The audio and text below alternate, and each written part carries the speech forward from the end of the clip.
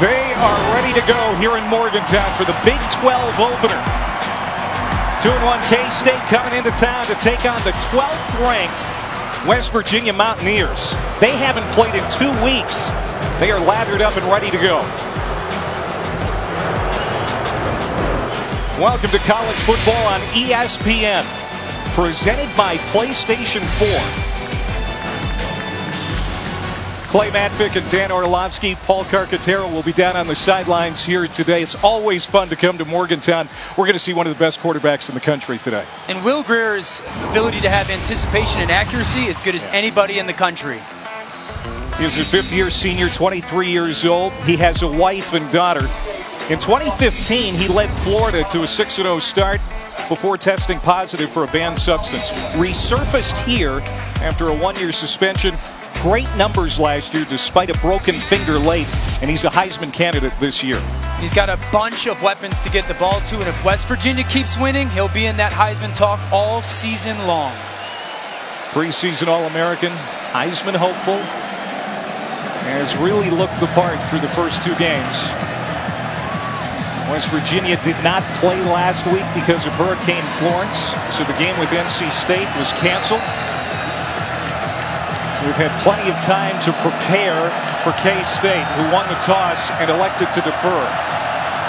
So we're going to see Will Greer in the offense for West Virginia right away. Ball is in the air. We're underway here at Milan Puskar Stadium. It's Marcus Sims on the return. Good coverage by the Wildcats. Sims only able to get to the 15-yard line. And here comes Will Greer.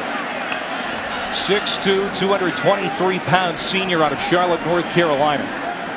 9 touchdown passes, just 1 pick. 11 of his 13 games at West Virginia. He has gone over 300 yards. Every time he takes the field, Dano, something special could happen.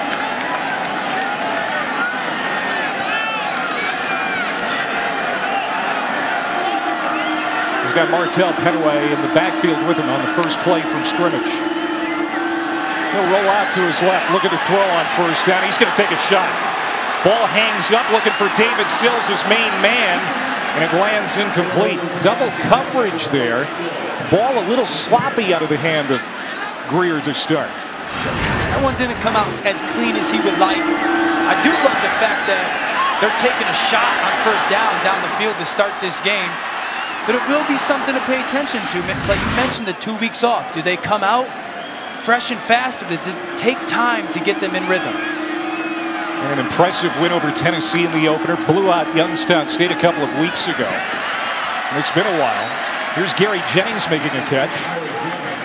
And that's going to make it 3rd and manageable. Jennings, one of the great receivers that Will Greer has at his disposal.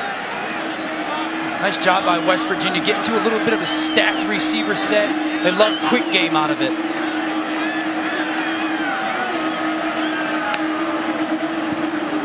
Third down and 3. They're going to pick up the first down. David Sills moves the chains down to the 34-yard line. Pickup of 12 yards for West Virginia. And that's something Sills is really taking the next step in. He's an outside receiver for sure, but they move him in the slot. Patience on the route. Good first down for West Virginia.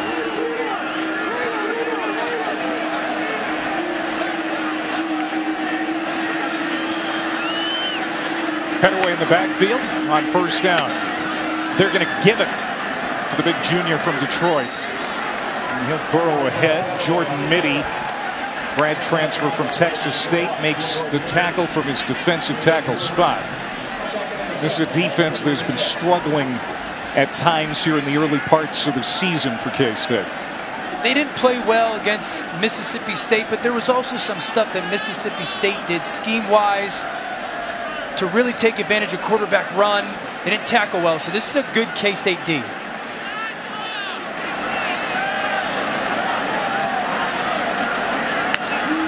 Opening series for the Mountaineers. Greer has all day to throw, comes over the middle and is complete. There's Sims trying to spin out of a tackle at the 49. They'll move the chains again.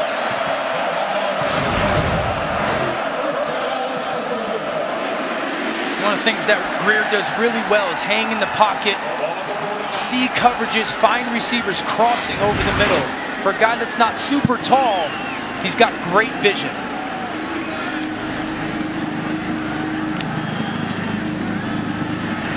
Greer to throw again, another deep shot, looking for Sims, and that's intercepted. Picked off by A.J. Parker, the sophomore out of Oklahoma. And Will Greer throws his second interception of the year. Kansas State will take over.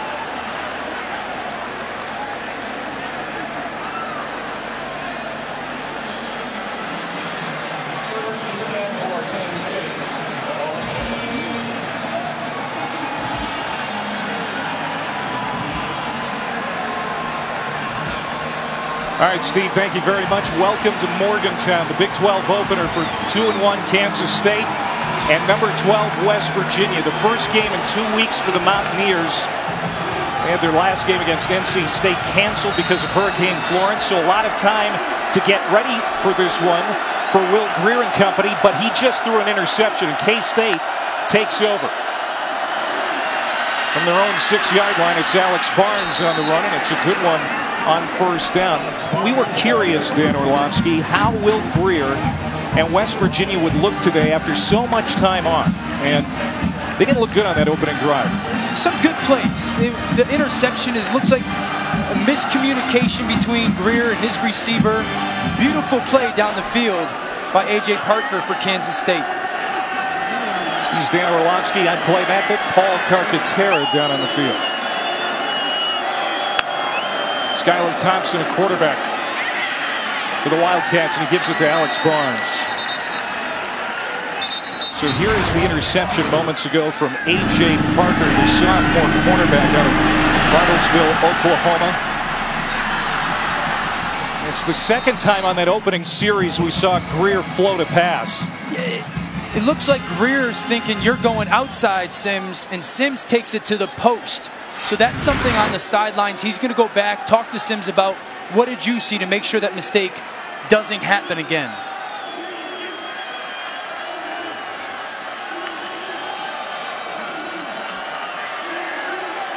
First possession for the Wildcats. First down and 10 from the 17-yard line. Thompson's going to run. And that's what K-State wants to do, is establish the run, and especially the quarterback run, such a staple of what K-State does. It's Skylar Thompson running this offense, sophomore out of Independence, Missouri, making his 8th straight start going back to last season. He found some rhythm last week against UTSA. Played very well last week, and certainly they want to run, but Skylar Thompson can do both. Over 200 yards passing, a couple of touchdowns, also ran for a touchdown against the Roadrunners. Here's Alex Barnes to the 23. He's going to bring up third down for K-State. Kenny Bigelow with the tackle up front. Let's take a look at the impact players. Yeah, I mean, for Kansas State on offense, Skylar Thompson has to have a great day of protecting the football and making throws down the field. Isaiah Zuber, his receiver, can make you fall down at DB. And then Kenny Bigelow is going to play on the center's head. Great penetration has totally transformed this West Virginia defense. And they're playing with a chip on their shoulder, according to Tony Gibson, the defensive coordinator. Let's see what they can do here on third down and 4. They bring some pressure off the edge. The run right up the middle is stuffed. Fourth down for K-State, no gain. David Long, the weak side linebacker, number 11, made the stop. So they bring their bandit safety, Toyus Avery, off the edge. Means everybody in that defensive line slants right into where Kansas State is trying to run the football, and West Virginia gets off the field after the turnover. And the interception thrown by Will Greer doesn't hurt West Virginia. Rodriguez to punt. Marcus Sims back to return, and it's going to go out of bounds. Good field position for the Mountaineers after that 32-yard punt. When we come back to Morgantown, 9:26 to go here in the first.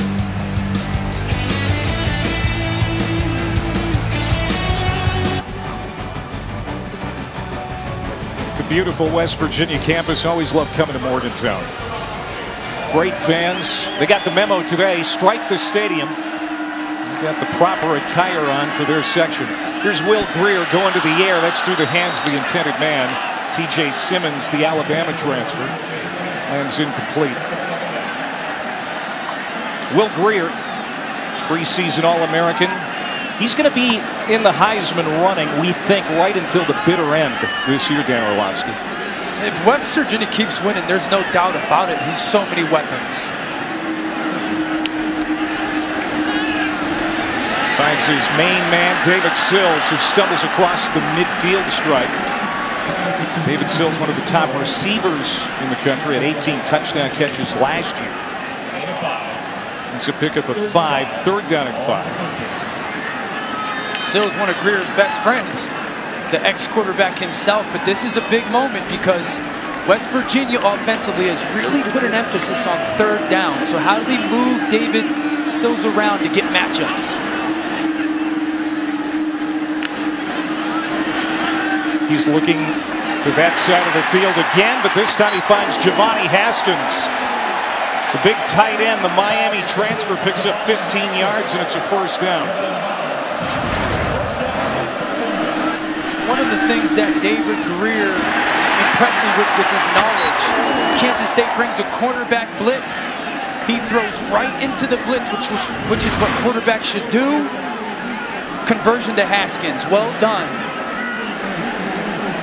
Second-year offensive coordinator Jake Spavital wanting to use the tight ends more this year. He's really trying to establish them in games. Here's Kevin Bush with his first touch.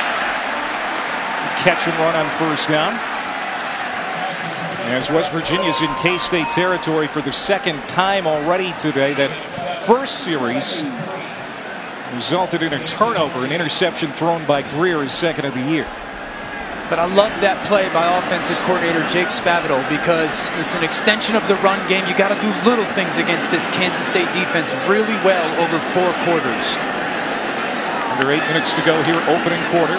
Lenny Brown, the freshman, lost the football. Scramble for it. Who's got it?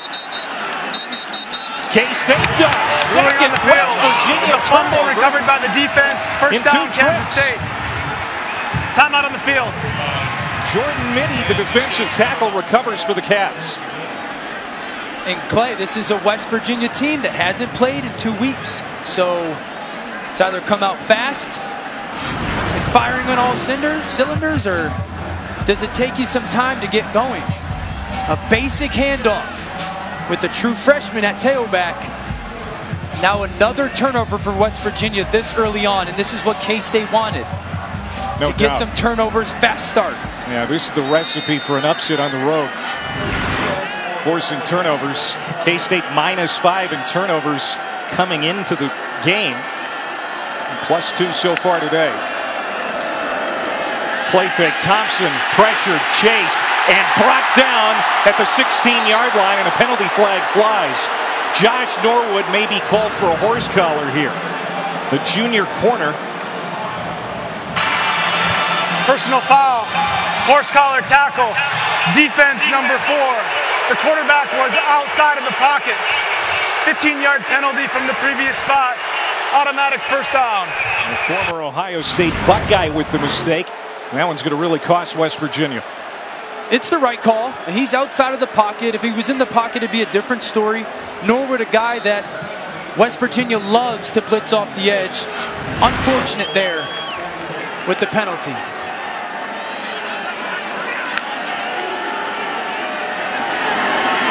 Zone read. And that's going to be a loss of a few on the play. Dalvin Warmack with his first touch, and Dylan Tonkery, middle linebacker, was there. So was number 9, Giovanni Stewart for West Virginia. Might be the shortest Sam linebacker in college football right now. They love his speed, though, Clay, and a West Virginia defense that's 2nd right now in the Big 12 Conference tackles for loss. They believe if they get a 1st down tackle for loss, that's a 3 and out. Stewart, 5'8", 195 pounds. They've got some injuries at linebacker, and they've moved him from the secondary. Thompson scrambling. He's going to get back to the original line of scrimmage. Toyas Avery chops him down. And it's going to be a 3rd and long here for K-State.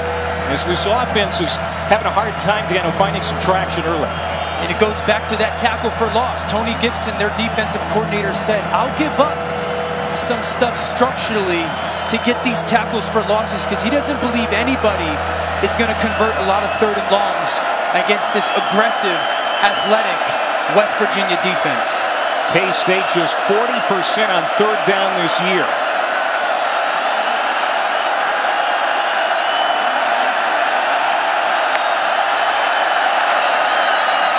And they're going to whistle the play dead. Got a timeout called for by K-State. This is the first charge. Timeout for Kansas State. Timeout on the field. Bill Snyder and the Kansas State Wildcats want to talk here.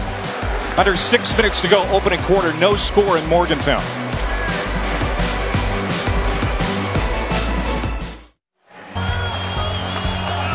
An old tradition here, the Mountaineer Man Trip, about 2.5 hours before kickoff. The coaching staff and players enter the stadium, paying tribute to the coal miners here in West Virginia. But a couple of weeks ago, they started a new tradition. The team gathers and acknowledges the children across the parking lot at the WVU Children's Hospital. Just a great gesture. And that's a new tradition we think is going to stick around here in Morgantown for a long time.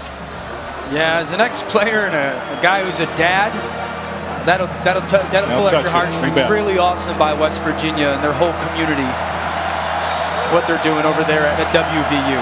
Clay Matvick, Dan Orlovsky, Paul Carcaterra back here at Milan Puskar Stadium. K-State out of the timeout. 3rd down and long. Wildcats have it at their own 41. West Virginia has turned it over twice already here today. They've only had 2 possessions. Thompson facing some pressure, dumps it off to Barnes. Gets to the 40 and he's hammered down. 4th down. Drayvon Askew Henry, the Spurs safety, throwing his weight around, and the Wildcats will have to punt. And it's really the West Virginia defense once again bailing out their offense, but Drayvon Askew Henry, beautiful job, because Kansas State called that screen right into a cornerback blitz, which is ideal. Nice job of shedding a block, making a tackle. First-year punter Andrew Hicks comes on for K-State, a boomer. Lands at the 2, checks up. Great kick by Andrew Hicks, the redshirt freshman out of Shawnee, Kansas. Bangs one 57 yards, a long field for the Mountaineers when we come back. Dad now, you're also a husband. How has that changed you as a quarterback? Well, I think there's a sort of maturity that comes along with you know, being a dad and a husband. But you know, I've played quarterback for a long time. I love this game. I love the team aspect of things, and I try to be a leader on and off the field. And it's, you know, really a blessing to be able to go home to a healthy, happy family. You know, and I try and incorporate positivity with that to the rest of my teammates. A leader at home as well. Oh, yeah. Got to ask you though, from a scenario standpoint, a backside blitz or waking up in the middle of the night changing a diaper, what's tougher? The diaper. 10 times out of 10 change the diaper. That's just how it is. You'll know when you do it. Good interview with Paul Carcaterra and Will Greer, the Heisman candidate at quarterback. Just completed a pass to Sims. He's got him again. And he gets loose inside the 20. Goodbye, touchdown. The first 2 series for the Mountaineers were dismal. But this is a quick strike offense. And Greer hits Sims for an 82-yard touchdown play.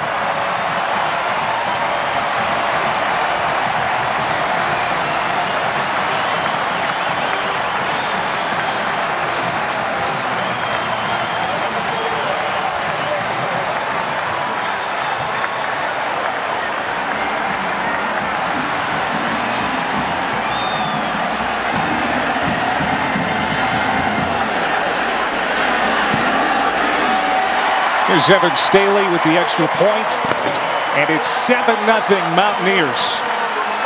2 plays, 35 seconds, And Greer hits Marcus Sims. It's his first touchdown catch of the year. And it's really the same play. Clay, they ran first down, just an easy completion, a little 8-yard stop to Sims. They come back, and it's a double move right off that initial first down play. Beautiful ball by Greer, and Sims way too fast down the field, running away from the Kansas State defense. I loved how they ran that play back to back and got the corner to sit.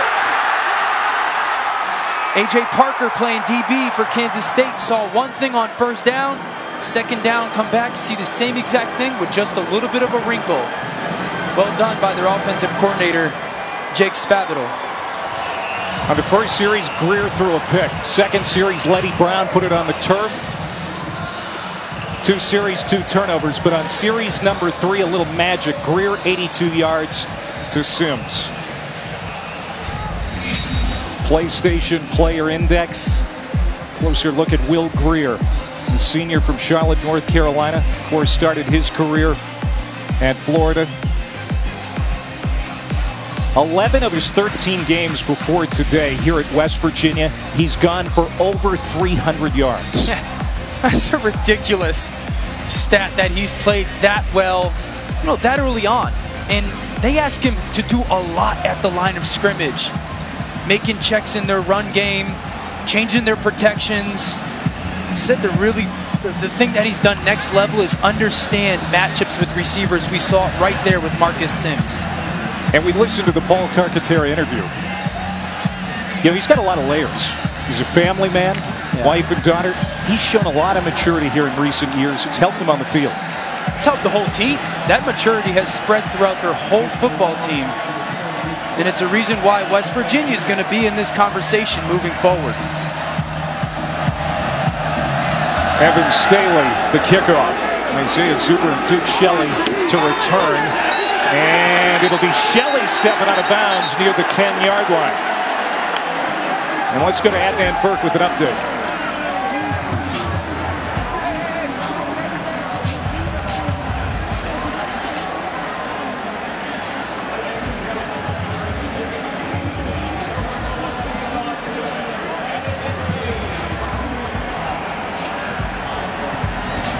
All right, Adnan. All right, so Alabama putting up points. There's your shocker. They scored again. That's weird. I guess the biggest question, Daniel, is do they put up 50 again today? All right, K-State has it back. They're going to start this drive at their own 10. Skylar Thompson out of the gun. He's going to keep it. And there is nowhere to go. Trying to cut the corner on the near side, and he was just leveled. Toya Zavery, the Bandit safety, knocking Thompson down hard. And that's the guy for the West Virginia defense that should be in the mix for so many tackles, is that Bandit safety. He's always down into the boundary. They kick everything back to him, and West Virginia's defense showing off how fast they can be. Here's Thompson out in the end zone. He's going to throw it this time. It's a low throw, but caught at the 14-yard line by Reuter. Zach Reuter, a senior, hasn't made a lot of catches in his career. Getting his first touch. That's a gain of 7. And another third down here for K-State, who has not been ahead of the chains a lot here in the first few games of the year. And on first down, what did you have? Another tackle for loss, which leads you to now this 3rd and 6, and West Virginia can do some creative stuff. See what offensive coordinator Andre Coleman draws up here on 3rd down and 6. Thompson, all kinds of time to throw. That veteran O-line protecting him, but nothing downfield. No flags. Intended for Isaiah Harris, and K-State will have to punt again. Beautiful job by West Virginia in man coverage of just staying sticky on guys' hips. And Josh Norwood, who in that previous drive blitzed and had a horse collar all over the Kansas State receiver.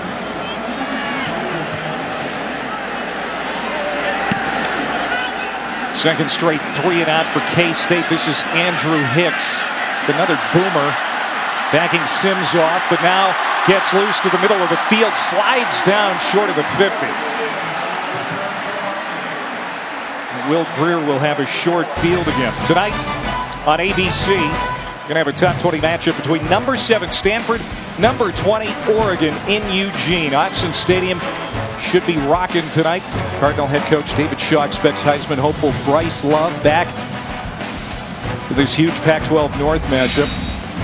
8 Eastern on ABC, and Mel Kiper has Ducks quarterback Justin Herbert #1 on his list as far as quarterbacks ready to go. He'll be tested tonight. That Stanford defense has given up 23 points all year so far. Drew Lock put up some numbers today against Georgia in a loss. Kennedy McCoy with the carry. Will bring up 2nd down and 7.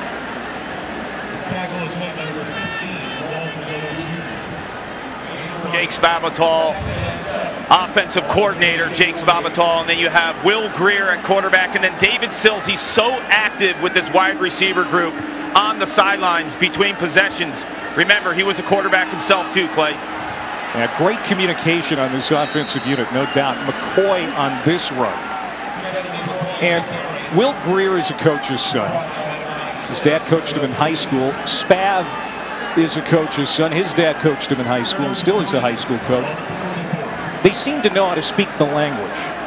Oh, absolutely. Getting a chance to talk with them yesterday. Very much so on the same page. They say one of the greatest things about them and their relationship, the dialogue that they have in game. Spavital, a veteran play caller, stops at Cal A&M Houston. And that's incomplete. On 3rd down and 3, intended for Simmons. Duke Shelley, one of the best corners in the Big 12, broke it up. Let's go back to Adnan.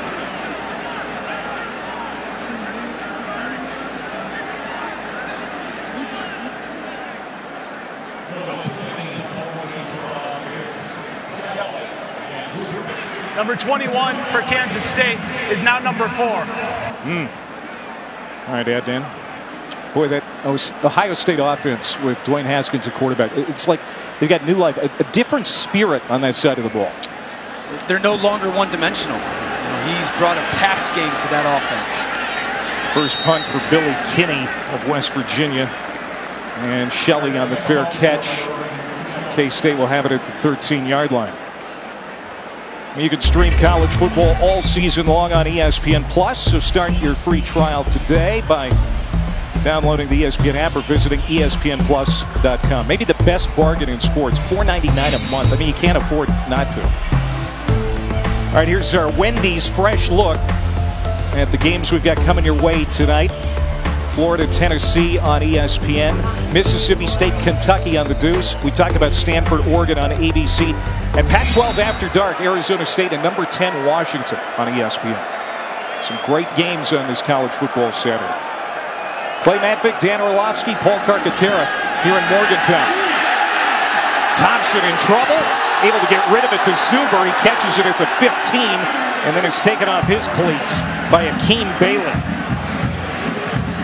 This defense is moving with lightning speed today.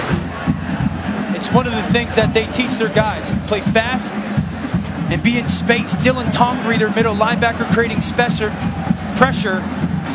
And Akeem Bailey, beautiful job playing in coverage. This might be the most improved defense in the Big 12 this year when it's all said and done. Fake to Barnes, pass complete to Zuber, first down across the 30, down to the 32. Skylar Thompson about it, the defensive coordinator for West Virginia. The way to get to this offense is pressure, pressure, pressure on Skylar Thompson, and he's been reminding his defense every time they come off the field. There's Tony, Boone County, West Virginia native, right in the heart of coal country. He is really proud of his group this year. 1st and 10, Thompson rolling out to his left. He'll dump it off short. And that's caught by Blaze Gammon, the tight end. Just his 2nd career catch. The other main tight end, Nick Lenners, is out today with an injury. And I love those 2 play calls back-to-back by Kansas State, because something West Virginia's been a little bit susceptible to is some play-action passes. So I like those back-to-back for Kansas State.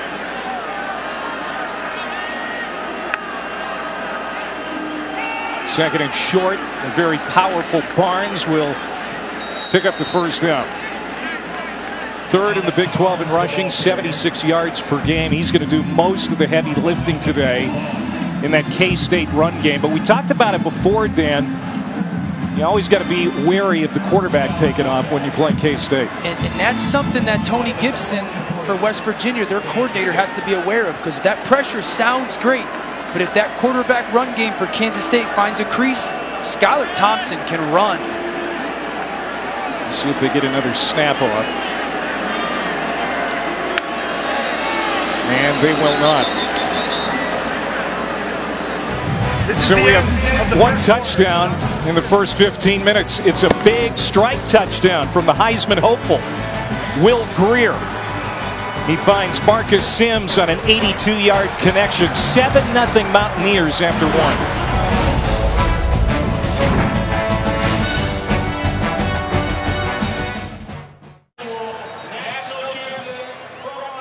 You're watching college football on ESPN, presented by PlayStation 4. As we get ready to start the second quarter, it's 7-0. Number 12, West Virginia, leading K-State. Big 12 opener for these two.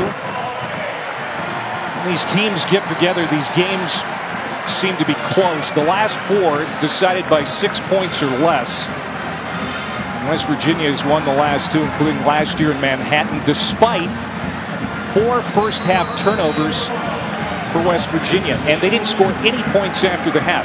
Able to scratch out a win. They've turned it over twice already today, but West Virginia has the lead. 1st and 10. K-State. Pass complete. Penalty flag down. Isaiah Harris on that catch.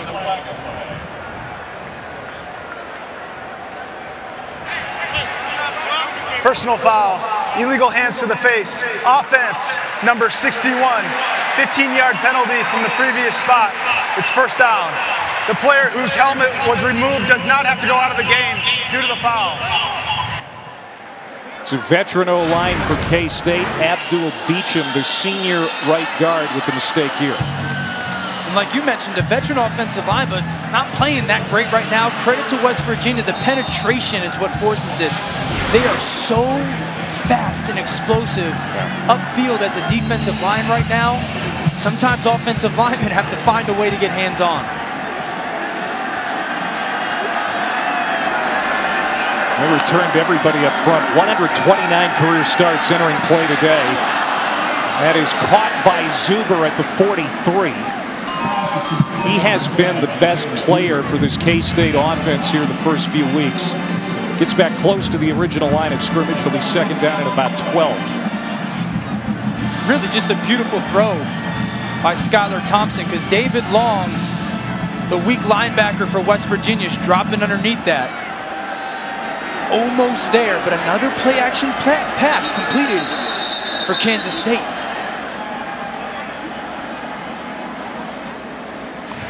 Previous ruling of a catch is under review. So we're going to look back at that Isaiah Zuber grab. Timeout on the field. And we're going to step aside while they peek at it. 14-12 to go here before half. 7-0 West Virginia.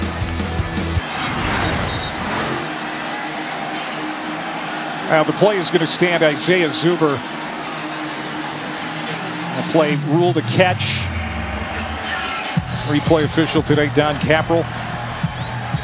And this is an offense that at times has struggled. Only got 213 yards of total offense a couple of weeks ago against Mississippi State. But Thompson is now 6 of 7 passing, 48 yards. And he can run too, but this time bottled up and brought down by the West Virginia defense. Josh Norwood, another tackle for the Mountaineers, and it's 3rd down and long.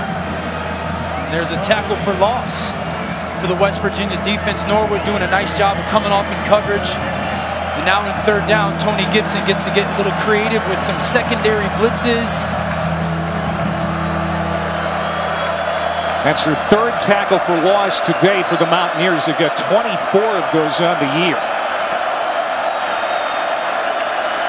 These 3rd down situations have been an Achilles heel. Thompson chased out of the pocket, still eyes downfield. He'll throw it away.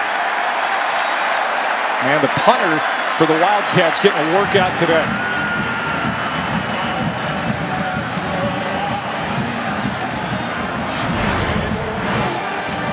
And it's Tony Gibson, the West Virginia defensive coordinator, dialing it up again. You get the 3rd and long, he's coming with pressure. And he brings a cornerback blitz at the bottom of our screen off the boundary. Too many people to block for Kansas State up front. Outnumbered. Allows a free rusher to get home. Skylar Thompson nowhere to go with the football.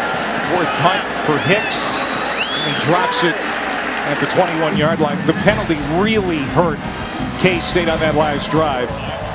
They trail West Virginia here on the road in Morgantown, 7-0.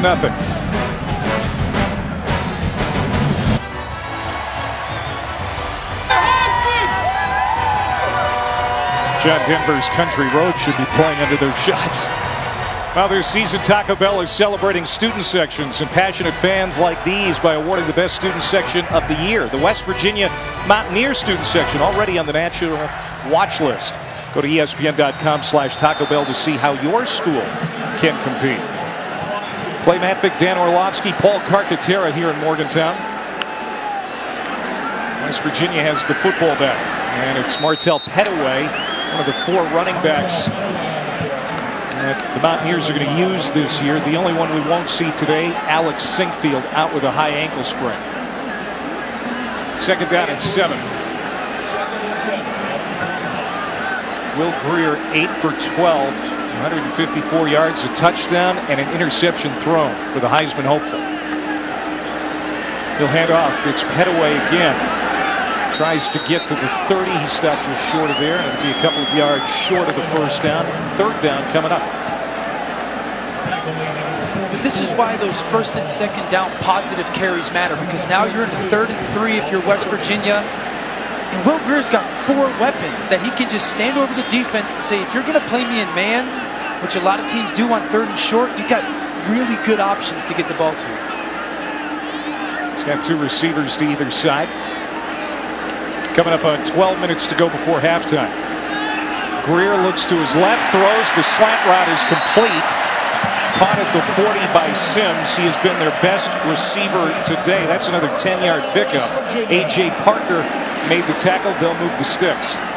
And that's a man beater right there, Clay. Inside receiver runs just a vertical. The outside receiver comes right underneath him. All you need is 5 or 6 yards. That's why those 1st and 2nd down carries are important. 118 yards receiving already today for Sims. Pettaway runs into a wall and falls down. Maybe picks up a yard. Eli Walker got in there to knock him down.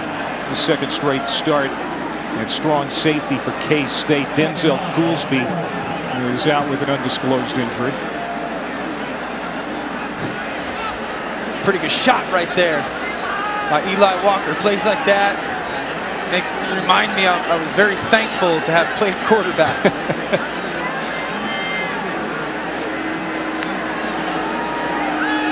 Greer, all kinds of time. He's complete to Sills. David Sills on the comebacker. Turns and runs it to the 45. Walker brings him down there. It's a gain of 6. So it'll bring up 3rd down and manageable here for West Virginia.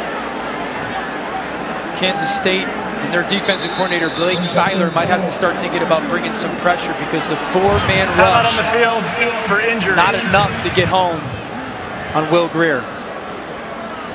You got a man down for K-State. It's Walter Neal, the nickelback. How nice was it to watch Will Greer in the pocket there just move through progressions. You know, he's certainly a physically talented kid, but very smart in understanding coverages and how to get through stuff to his playmakers. Smart and so smooth. Also smart and smooth, Adnan Verk.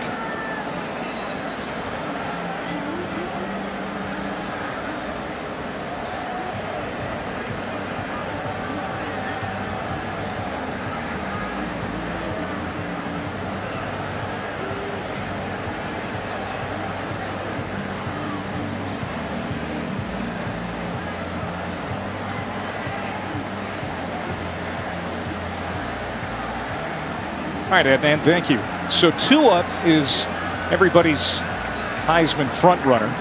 As you see Walter Neal making his way to the K-State sideline, looks like he's going to be all right. But you've got Will Grier and Oklahoma's Kyler Murray, both Big 12 quarterbacks. They're tied for second as far as best odds to win the Heisman right now. And we talked about it at the top of the broadcast, Dan. You don't win the Heisman in September, but you certainly can go a long way to winning it by having a good month. And now that you're playing a defense with their nickel back out, and Walter Neal, Will Grier will attack. West Virginia 3 of 4 today on third down. They need 3. Grier, Cox fires to the outside, complete to Jennings. Gary Jennings coming off a 3-touchdown game against Youngstown State. He gets 7 to move the chains. It's just beautiful patience by Gary Jennings in the slot. A little hesitation, nice quick out route, and that's where those third and shorts are really beneficial to get into.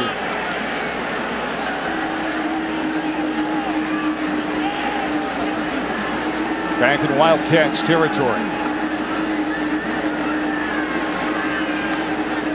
Under the gun, they'll run it. There's Letty Brown. He had that fumble on the second series. Apparently back in the good graces. Dana Holgerson runs ahead. Patton makes the tackle. Going back to Gary Jennings, the senior receiver for West Virginia. He had 97 catches last year, Dan, but only 1 touchdown. Already has 4 touchdowns this year, and I don't think it's by accident.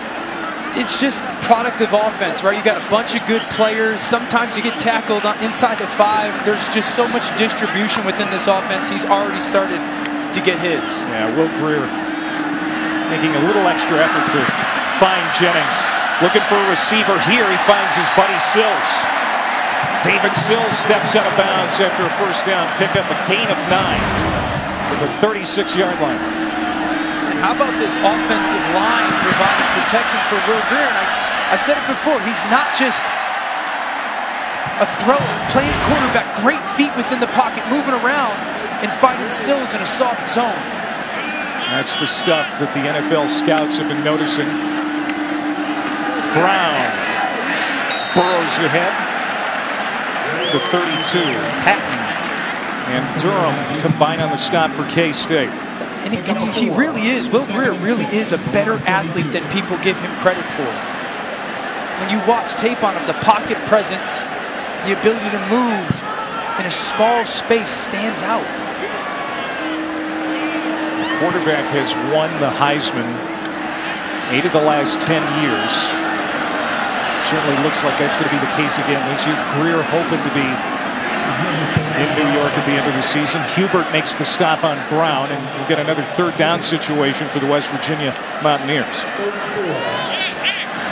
3rd and 4. And they've just done such a nice job of getting into these manageable third down situations. It's a very simple way of playing football. And now they can move David Sills around wherever they want, bringing him into the slot. Don't be surprised if we get another type of rub concept from these receivers.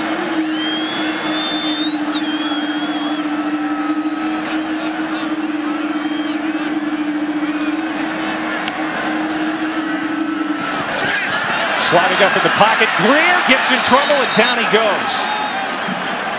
Sacked by Jordan Mitty, who's having a pretty good first half for the Wildcats. And Trey Deshawn also in there. I love it from the Kansas State defense. They really showed an all-out blitz. Looked like everyone's going to blitz, and they drop out. Everyone pops out in coverage. Maybe it fooled Will Grier and West Virginia offense there. Big sack to force a long field goal attempt for Kansas State. Now Evan Staley having a pretty good year so far. 3 for 3 along of 35. This is way outside of his normal range, though. A 51-yard attempt.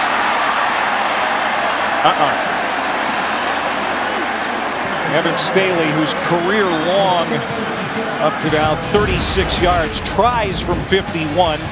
West Virginia comes up empty on the drive, and the score remains 7-0.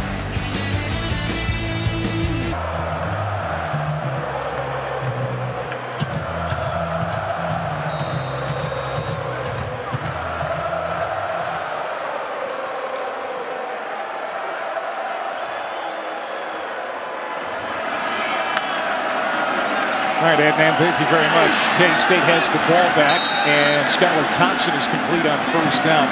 Best starting field position for K-State is Isaiah Zuber on the reception. So after that long drive for West Virginia, Dano, 12 plays, over 6 minutes, they missed the field goal. And the difference in this game remains that one play, that long pass play, 82 yards, Greer to Sims.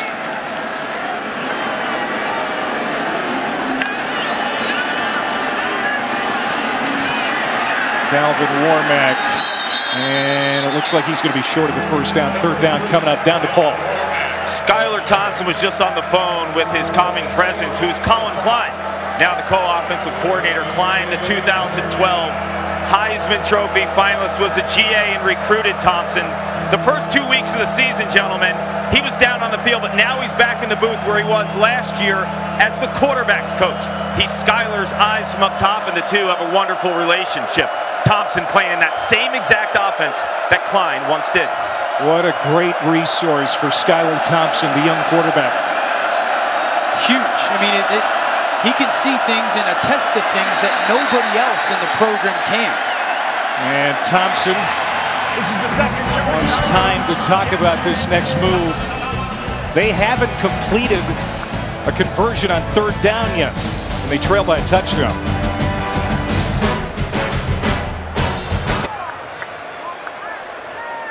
Time for our Aflac trivia question. Aflac!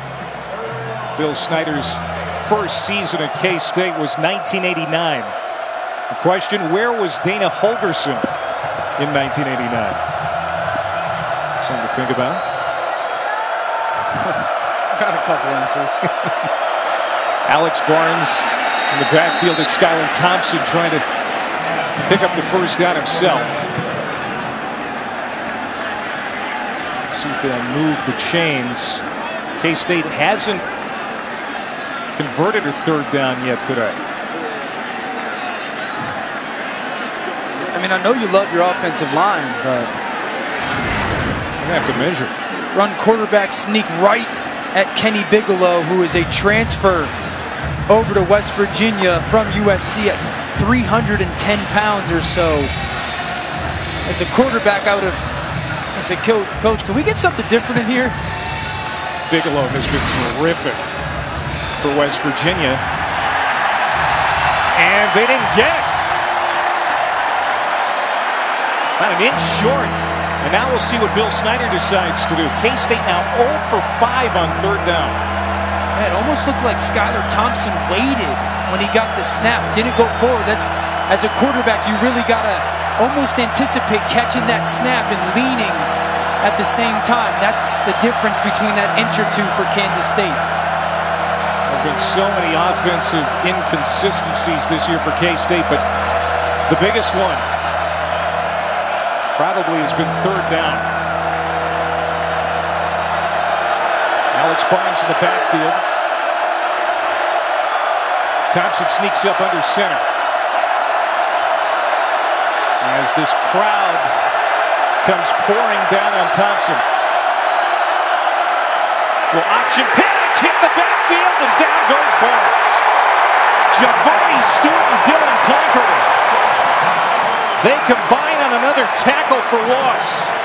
And West Virginia will take over on downs. And that's why, Clay, sometimes size doesn't matter. Giovanni Stewart, so fast, able to play both guys. And then Dylan Tonkery called out last week, not making enough tackles. The speed of the West Virginia defense on full display, swarming to the ball carrier, Alex Barnes. Yeah. Tony Gibson couldn't remember the last time a middle linebacker did not have one single tackle in a football game. That was the case for Tonkery, but he and Stewart combined on a big hit. And now here goes Greer and the Mountaineers back on offense. Deep shot. Jennings threw his hands, incomplete. Oh, that should have been a touchdown for Gary Jennings. Greer knew it. This is something that good football teams do. You get a turnover, you take a shot. They try to get Jennings down the seam on a post. Beautiful throw again by Greer.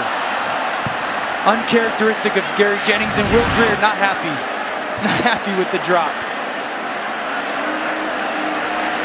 Greer with 1 touchdown pass today. Closing in on 200 yards through the air. Draw play. Kennedy McCoy, big run up the middle. First down and more to the 25. Kennedy McCoy, an athletic junior. Touchdowns in each of the first 2 games for West Virginia. They've got some depth at that position.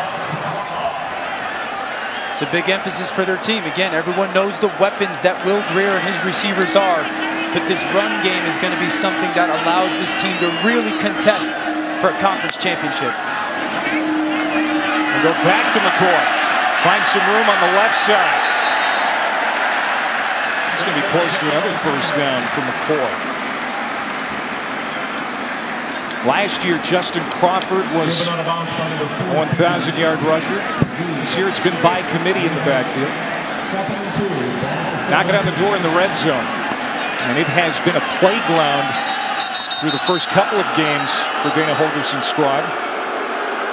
As a man is down, Kevion McGee. And now the crowd is finding displeasure in the fact that McGee is down, maybe thinking that he's trying to buy a break here for the K-State defense.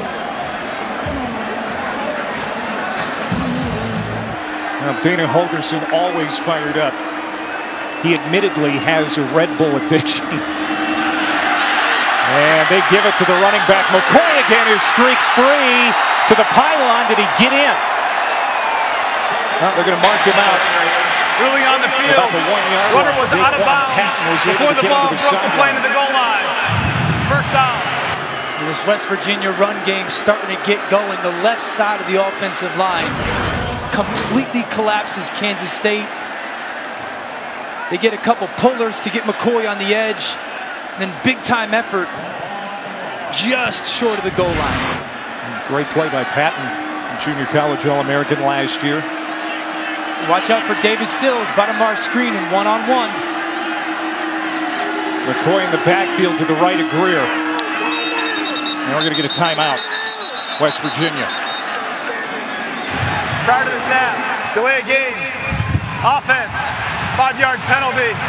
It's first down. Tried to get the timeout called from the sideline, but not in time. It's a delay of game penalty. Their second penalty here in the half. Clark.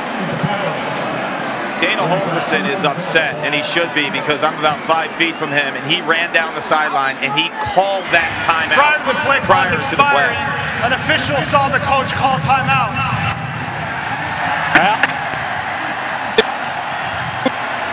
Just made the announcement to the crowd they're going to change that. It is indeed a timeout for West Virginia. We will also step aside. Well, Dana Holgerson got his way, Dano. You usually see a coach falling on deaf ears, but he got it this time. You yell at those officials enough, at some point they'll give you a break or two. West Virginia this year, 9 of 9 in the red zone, 6 touchdowns. This is the first trip today for the Mountaineers. They're right on the doorstep. We might get another timeout. And this time it's from K-State's sideline. This is the third and final charge timeout for Kansas State. 30 seconds. All right, so let's go back to our Aflac trivia question. Bill Snyder's first season at K-State was 1989. Where was Dana Holgerson at that time? The answer, Mount Pleasant Community High School in Mount Pleasant, Iowa. And so down in the southeast corner of the state of Iowa, where he's a pretty good basketball player. But look at how young Bill Snyder looks there when he took over the reins in Manhattan. Holgerson can elevate a little bit. In 1989, Dan Orlovsky wasn't shaving yet. Neither was Paul Carcaterra. That was getting close. Clay, your hair hasn't changed. It's about the same. Bad haircut. You might be wearing. I want you to come do a game in a tux too. Oh, the good old days. I'm telling you, Kansas State one-on-one up top with David Sills. They give it to Lenny Brown as he is stuffed. And isn't able to get through Elijah Sullivan, who did not play last week because of a knee injury, comes in that goal line situation and makes a nice stop. So it's 2nd down and goal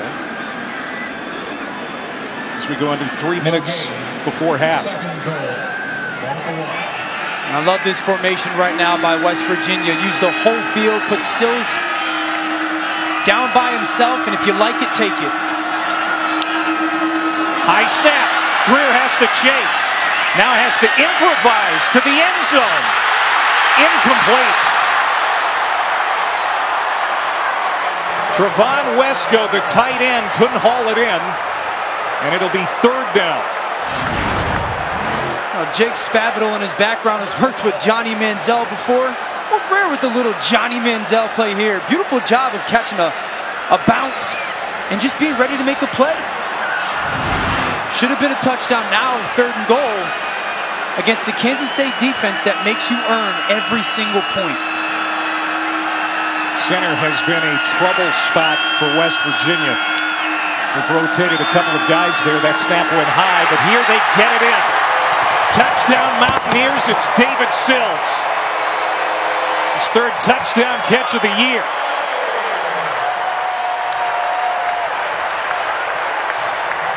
You know, Clay, sometimes football isn't that hard. It's David Sills was probably picked first at recess a bunch because he's a really good athlete and very tall. It's the same thing. My guy, better than your guy. Easy slant, uses his body, touchdown. Former high school quarterback, 2nd stint at West Virginia as a wide receiver. As Evan Staley tacks on the extra point, it's a 7-play, 39-yard drive in 2:31. Took over with great field position after the defensive stand. Took a while to get it in, but they do, and they find their top receiver, David Sills. And they just gave him the whole field to work with from the left hash. He could run a slant if he wants, or he could run a fade to the back corner. Used his nice big body, get a little distance away from that DB. It's too easy to play him. It's too easy for this West Virginia offense if you're going to play them one-on-one.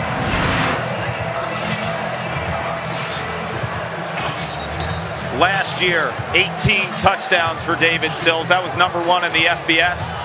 Well, he's doing it again, but this season he's on a mission to prove that he's more than just a red zone target. He gained 12 pounds. He wants to be the complete package, and I spent some time with him last year, seen him this year.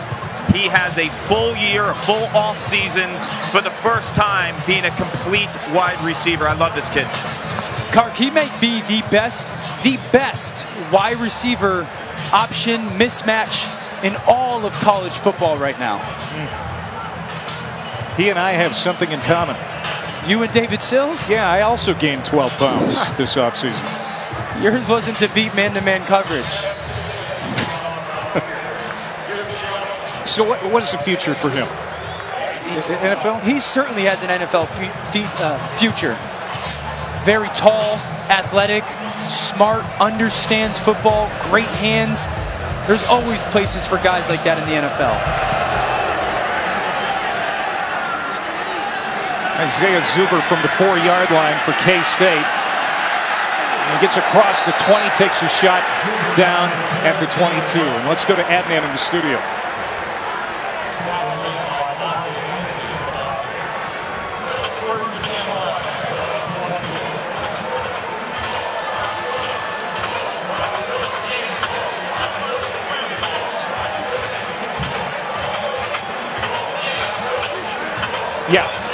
Yeah, he showed us his cooler yesterday full of Red Bull. He doesn't run away from it.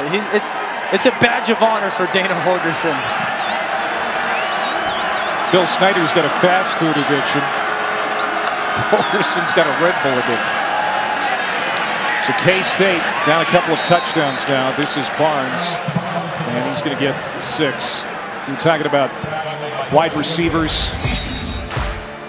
David Sills certainly one of the best.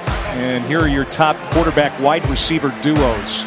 Tua and Jerry Jeudy are just on a different level right now, but Kyler Murray stepping in for Baker Mayfield, Hollywood Brown, vertical threat, but Will Greer and David Sills make no bones about it, they belong in the conversation with some of the best in the country.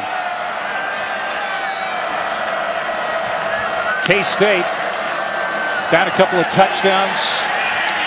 Minute 45 to go before half. No timeouts remaining. Thompson on the run. David Long another tackle. Long, the junior captain, 5th leading tackler in the Big 12 last year, despite missing 4 games. He had a knee injury last season, but he's one of the best run stoppers. And for Kansas State, you got to find a way to get one of your receivers, Dalton Schoen, in the conversation here in 3rd down.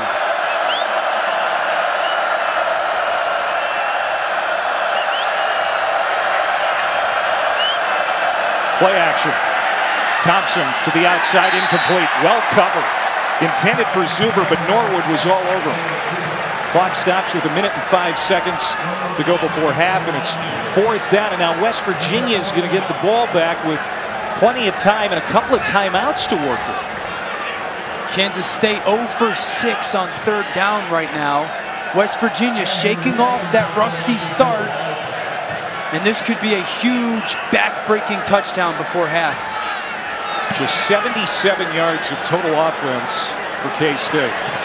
Fair catch called for by Sims. He juggles it but hangs on at the 27.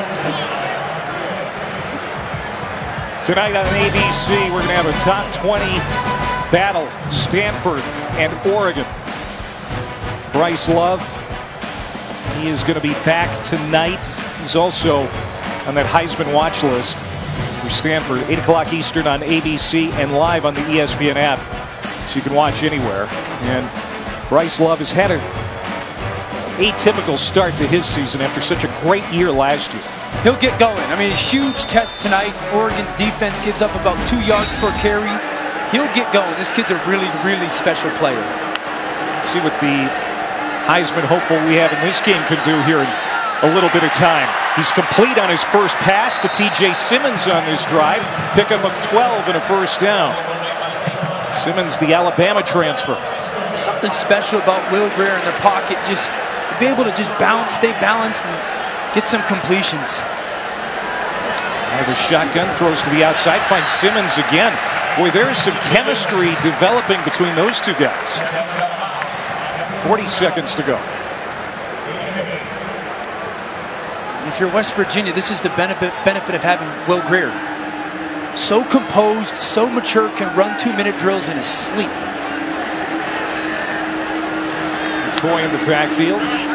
Greer looks to the right, throws that way. It's Simmons again. He'll step out at the 42. Only 5 seconds went off the clock. Evan Staley, their field goal kicker. Pretty accurate guy, but they need to get him in a little closer. He missed from 51 earlier here in the half. I promise you, Jake Spavital and Will Greer, they're thinking touchdown.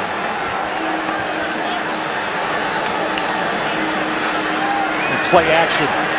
Pocket collapsing. Got rid of it. There's a nice catch by Jennings, who dropped a touchdown pass earlier in the quarter. That's a gain of 17, and they'll hurry up to the line. And I talked about it with Will Greer, the combination of anticipation and accuracy, cutting that ball loose so early yet still so accurate. Still 2 timeouts, going to the end zone. Sills caught at the 3, trying to wrestle his way into the end zone. Kendall Adams made the touchdown-saving tackle. 15 seconds to work with. And you're right, it's 6 on their mind. McCoy lowers his head, and he was really hit hard down at the 1. Sullivan made the tackle. McCoy slow to get up. Clock stops. 5 seconds to go. Timeout, West Virginia. 6 seconds. And now if you're West Virginia, the question is, are you going to take a shot at the end zone with the time, or do you take the points right now? Because if you're Kansas State on defense, what you should tell your defenders secondary-wise, you hold. You take the pass interference penalty because the time's coming off the clock. And we're seeing the day that Will Greer is having so far, really building some steam with this offense and all their weapons. But if you're Kansas State on defense in this huddle, you're saying, guys, they do not score a touchdown. You hold, you grab, you tackle, the penalty doesn't matter. Then the time comes off the clock. West Virginia's got to make a decision if they're going to kick the field goal or go for a touchdown again. They put 1 second more back on the clock. So 6 seconds left. Second down, goal to go. West Virginia has 1 timeout left. Sills at the top of the screen. He's going to float one that way. Greer. On target, and what a catch. David Sills.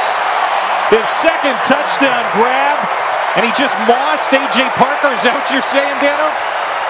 Lost. I mean, what a special talent David Sills is. I love the throw by Greer. I love the call by Jake Spavital. I mean, we're talking about a kid who was a quarterback. And now he's one of the best receivers in the country. You nailed it. They were thinking touchdown all the way. As Staley adds the extra point. 7 plays and 73 yards in just 55 seconds. Sills with his second touchdown grab, and it's a thing of beauty. Well, the first touchdown was a slant route. Put him by himself, slant route. So now, in this situation, they put him out there by himself again. He takes a couple steps in, turns his head like I'm running a slant again, goes to the back corner. It's just a different way of throwing a fade. Beautiful play design.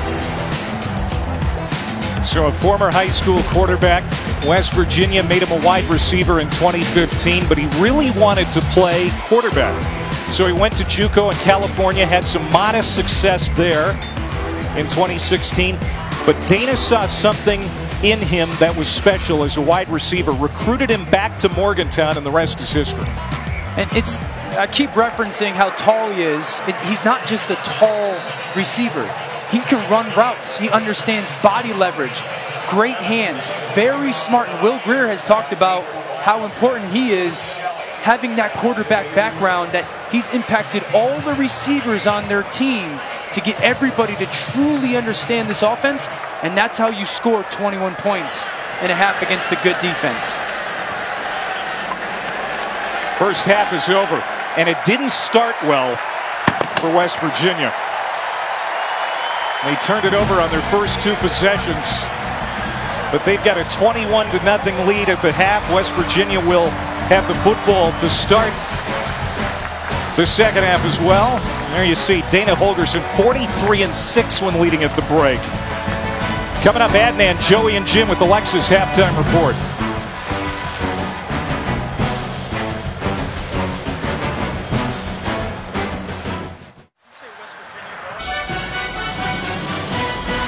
Welcome back to Morgantown. College football on ESPN presented by PlayStation 4. Playman Vic, Dan Orlovsky, Paul Carcaterra, and our crew here at Milan Puskar Stadium. 21-0. West Virginia, the number 12 team in the country, with a comfortable lead as we get ready for the second half. Will Greer, the Heisman hopeful quarterback for the Mountaineers, didn't get out to a great start here today. Interception throw on the first series. They turned it over again on the second series, but West Virginia got it together. He ends up with 3 touchdown passes in the first half. A big part of that is that maturity that we talked about, and not only from Will Greer, but the whole football team feeling that maturity that he's bringing to this team, and they got hot near the end of the first half. K-State, which did not get across the midfield stripe in the first half, will have the football to start the third quarter. Let's see if the offense can find some life and bring it out of the end zone. Duke Shelley trips across the 20. He's down at the 22-yard line. Will Greer, 19 of 25, 258 yards, 3 touchdowns, 1 interception. 2 of those touchdown passes were to his good buddy David Sills, who was really good in that first half. They were clicking, no matter what the situation, where the ball was, down seam, finding soft zones, and obviously in the red zone, both those guys are on a different level than so many players in college football right now. David Sills is another guy, Dan, that has a lot of maturity doesn't really care about his numbers. He's very unselfish. The numbers come. But he's also in tune to the other receivers getting their catches. He's trying to help them get plays too. As Barnes takes a shot, gets to the 30-yard line. Paul Carcaterra. Yards gained. That was Bill Snyder's response when I asked him what he would like to see from his offense. Down 21-0, you would think they would abandon the run game because of how far behind they are, but he wants this offense to stay balanced. He needs to see Skyler in a rhythm. Defensively, he actually thinks they played well. They're tackling well, but the offense is putting them in really tough situations. And just 77 yards total offense. Going to get a first down here from Barnes. They were 0 for 6 on third down in the first half. And the rushing offense, which is such a statement of K-State over the years, 20 yards on the ground. And Bill Snyder's right. This is a veteran offensive line, and they've got to start playing better, and this is an opportunity to show that here in the second half. Skylar Thompson has 10 pass attempts. He's going to try and run here, but he's hit in the backfield and brought down. There's Giovanni Stewart again. Here's the reality. Giovanni Stewart is just one of the best 11 guys on the West Virginia defense. So you find places for him, the athleticism that allows him to play in between and make a tackle on an athletic quarterback for Kansas State. Linebacking core so thin because of injuries, and they are working around him. Deep shot, Thompson, caught. Isaiah Zuber sat down to make that catch at the 20-yard line.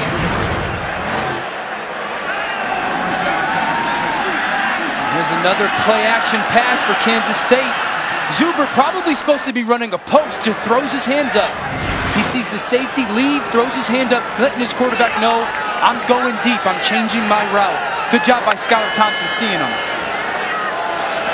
Gain of 40.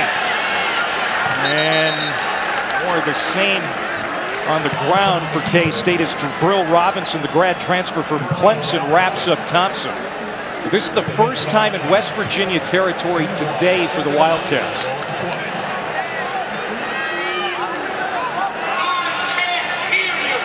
Isaiah Zuber in the first half, 4 catches, 42 yards. It's 40 more on that reception 2 plays ago. Well, K-State really needs to get points on this drive. You can see Skylar Thompson changing the way they want to run this play. And it's a run to Barnes, a strong one to make it 3rd down and 4. And there's Stewart again. Skylar Thompson sensed pressure was coming off of his right side, brought the tight end over. I want to run away from blitz. A much better and positive 2nd down play. And now let's see if they can find Dalton Schoen, their slot receiver, on 3rd down. Schoen doesn't have a catch today.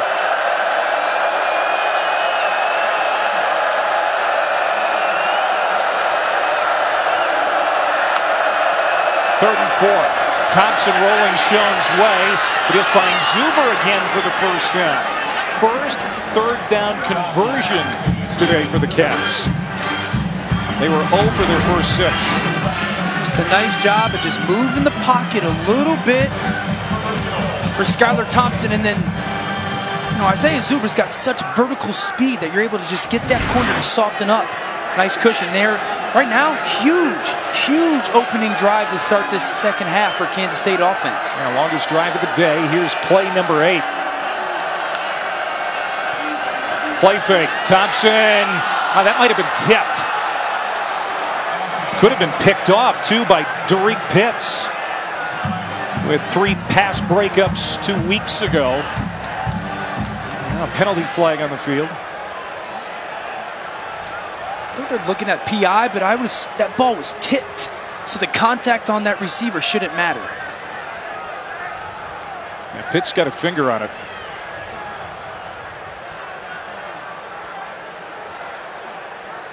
I think they're talking, was it PI, but that ball looked like it got tipped by Derek Pitts. There's no foul on the play for defensive pass interference. The ball was tipped prior to the contact. Result of the play is an incomplete pass. It's second down. It's really an RPO, a run-pass option. And Skylar Thompson's just reading that boundary corner, sees him blitz. That hesitation right there. He's got to pull that ball and make a decision quicker. That's what allowed that safety to get over the top by Derek Pitts, athletic, being able to blitz, stop, knock the ball away. Second down and goal. K-State only 2 red zone touchdowns this year. Play action, incomplete. Blaze Gammon, the tight end, the intended man, can't make the catch. Third down and goal. Really nice play design, just a little drawn out fake, sideline to sideline, horizontal, get those linebackers to bite up, and Blaze Gammon leaks out. Got to make that catch. In this moment, down 21-0, a veteran, you got to make that catch for a young quarterback. Missed opportunity. Zuber goes in motion. Crowd in full throat. Thompson gonna call timeout. Andre Coleman, the former Wildcat, who spent the last 5 years as wide receivers coach, is now the offensive coordinator. Wants to talk over the next move.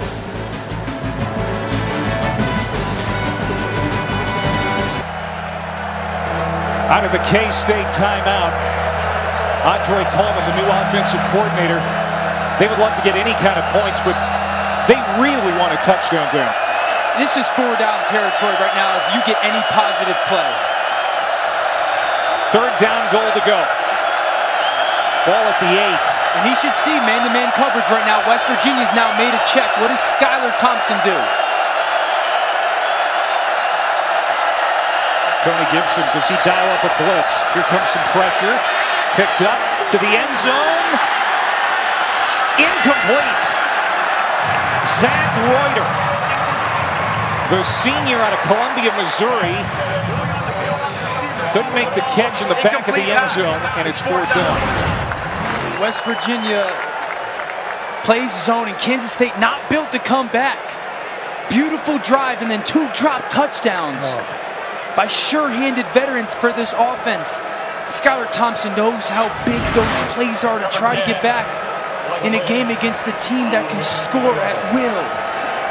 Those are the kind of mistakes that have really been haunting the Wildcats this year, as Blake Lynch comes on for 3. Snap, ruling on the field of an incomplete pass is under review. And we're going to look at this again.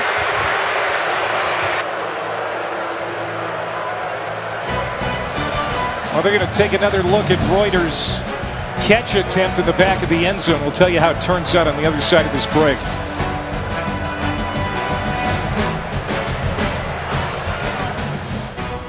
ESPN College Football, brought to you by eBay. If it's happening on game day, it's happening on eBay. Get all your favorite West Virginia gear for the best price with free shipping on eBay. Fill your cart with color. 20th anniversary of the '88 Mountaineers team. Here's that drop. It was confirmed that it was an incompletion. He just did not complete the catch before he was out of bounds, Dan. Surprising. When I go back to trying to help out a young quarterback in a big moment on the road, one of those 2 passes has got to get caught. Now 5'5" walk-on kicker Blake Lynch bangs it home from 25 yards out. He just earned a scholarship here a few weeks ago for K-State. And the Wildcats are on the board, but a disappointing ending to that drive for Bill Snyder's crew. Absolutely, because they're not built. Kansas State is not built to come back from a big deficit. That touchdown would have been huge to cut it to a 2-possession game. Number 15 for Kansas State. Tomorrow on Sunday NFL Countdown at 10 a.m. Eastern on ESPN, Charles Woodson to Green Bay to learn the secrets behind the chemistry between Aaron Rodgers and Devontae Adams. And our Week 3 Monday Night Football matchup has Big Ben and the Steelers in Tampa to take on Ryan Fitzpatrick, who's hotter than a firecracker, and the Buccaneers. 8:15 Eastern on ESPN and on the ESPN app. Bucks quarterback Ryan Fitzpatrick winning games and winning post-game press conferences. First of all, Clay, get his name right. It's Fitzmagic. Yeah. It's Fitzmagic. Look at the post-game outfit. Dead ringer for McGregor, huh? I think that chain says 1600, which was his SAT score to get into Harvard. And then he's got a little Taco Tuesday chest hair that came to the press conference as well. He has got a great sense of humor, and he is playing so well right now for Tampa. We were drafted together. Is that right? He's had a remarkable career. Great guy. You spent some time in Tampa. On the return here for West Virginia, it's Marcus Sims. He'll get to the 24. You gotta love Fitzmagic with the swag. And Dan, before the season's over, we're gonna get Clay to have some swag. We're gonna up his gear game. We're gonna have him go to Italian restaurants with us, take chances, and actually order Italian food and not just a steak. He's a simple guy from Minnesota, but around us too, as the year progresses, some swag for Matvik. I'm going to try to stay undefiled. I am the squarest guy in this booth, that's for sure. And then Karts is swagged out for a 43-year-old as you can get. Here's Jennings in motion as they hand off to Martell Pettaway right up the middle. And now we'll see, I would think, a lot of that running game for West Virginia guys with the lead and the guys to handle the heavy lifting back there. I expect West Virginia to be who they are. This is a team that's got big-time aspirations. A swing pass to Pettaway, and he's undercut at the 31-yard line. It'll be third down and short. A.J. Parker has had some good moments. He's had some bad moments. That was a good one. Nice open field tackle for the sophomore. These are tough plays for defenders because these backs release so fast out to the flats. You've got to be able to drive and fire on a hit. A.J. Parker with a perfect form tackle. Pettaway to the right of Greer. Greer 259 yards passing. On third down, the senior wants to throw. He's complete. There's Sills again, first down. Just short of the 40-yard line. The passing defense for K-State gave up 309 yards per game last year. They've had challenges today. Just a route combination. Sills comes up patient. Which way am I going to go? That stacked receiver set. He comes up and nice and patient. The defender doesn't know, and I'm getting man-to-man. It's a two-way go. David Sills too good. Trips to the boundary. On first down, the fake to Pettaway. Greer unloading, has a man. Tevin Bush, caught, touchdown. Wow. You're right, you called it. They're going to stay true to who they are, and that's letting Greer do what he does best. 62 yards. Just so many weapons. They put trips into the boundary. The offensive line, beautiful protection. And Tevin Bush, the sophomore from New Orleans, down the sideline. Fourth touchdown pass for Greer. Staley with the extra point. Kansas State, missed opportunity down on their drive.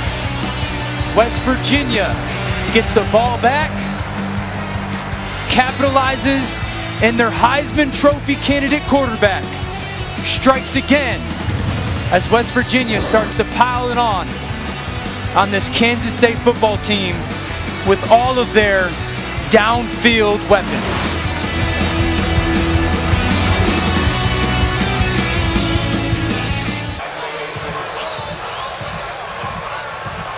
For the 12th time since coming to West Virginia, Will Greer has over 300 yards passing. He's got 4 touchdowns today. Tevin Bush with that 62-yard touchdown reception moments ago.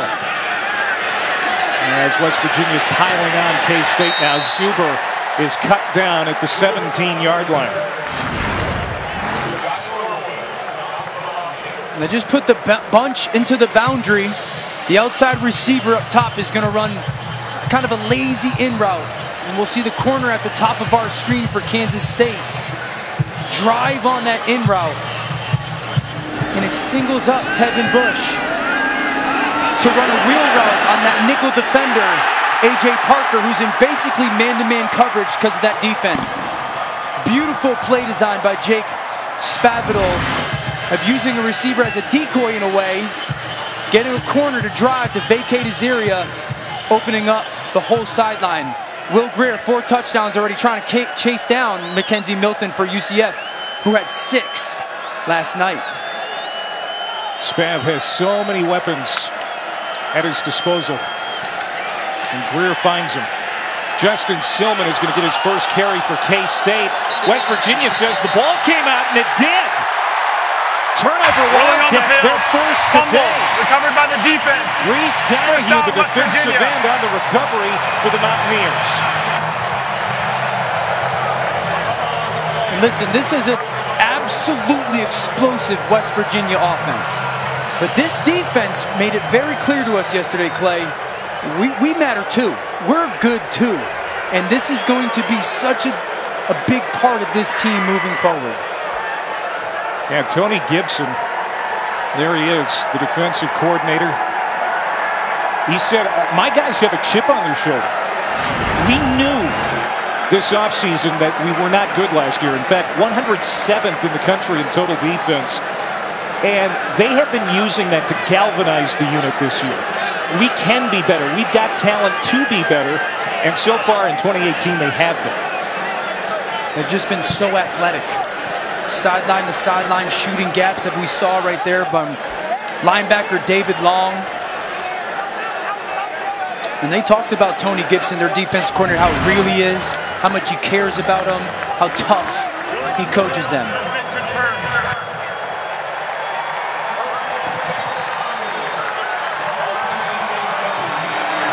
Dylan Tonkery, the middle linebacker who Tony Gibson called out last week for not making a tackle, he's the one who forced that fumble. Now in the red zone, Greer going back to work, intended for Sills. He stumbled. There was some contact, but no penalty flag. A.J. Parker was covering Sills. Reggie Walker lays a pretty good hit on Will Greer in the pocket. A beautiful move. Greer hung in there. That's a well-thrown football. It just looks like David Sills' feet just get tangled up just at the last second. But I promise you, West Virginia is going to keep going for the jugular here on offense. They're going to run it. Letty Brown, the freshman, gets it to the 10-yard line. 3rd down and short. Walker and Adams on the stop. One of the things that you can see is West Virginia has all these weapons that can spread you out, and as a defense, you have to marry that. And that's the 2nd or 3rd nicely run draw we've seen from West Virginia because the numbers in the box favor them so much. Greer. Sills. Dives. Did he get there? Well, they're going to mark him out, but they are talking about it.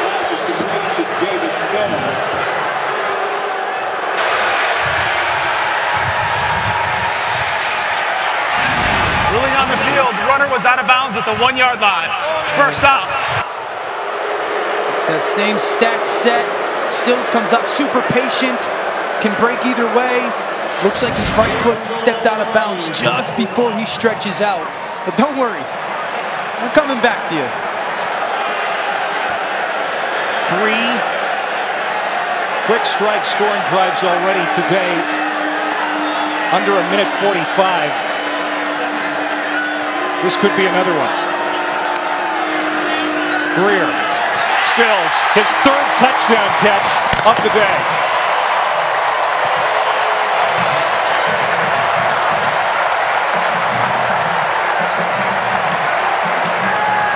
I cannot say enough about the route running from David Sills. the patience at the line of scrimmage, step on a bunch of ants, and just the suddenness to stick a foot outside and get back inside on the slant. 5th touchdown catch of the year for Sills. He had 18 of them last year. Staley bangs it home.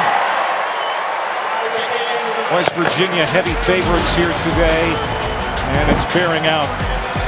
The 4th touchdown drive for West Virginia this afternoon, under 2 minutes. That one took 1 minute and 8 seconds.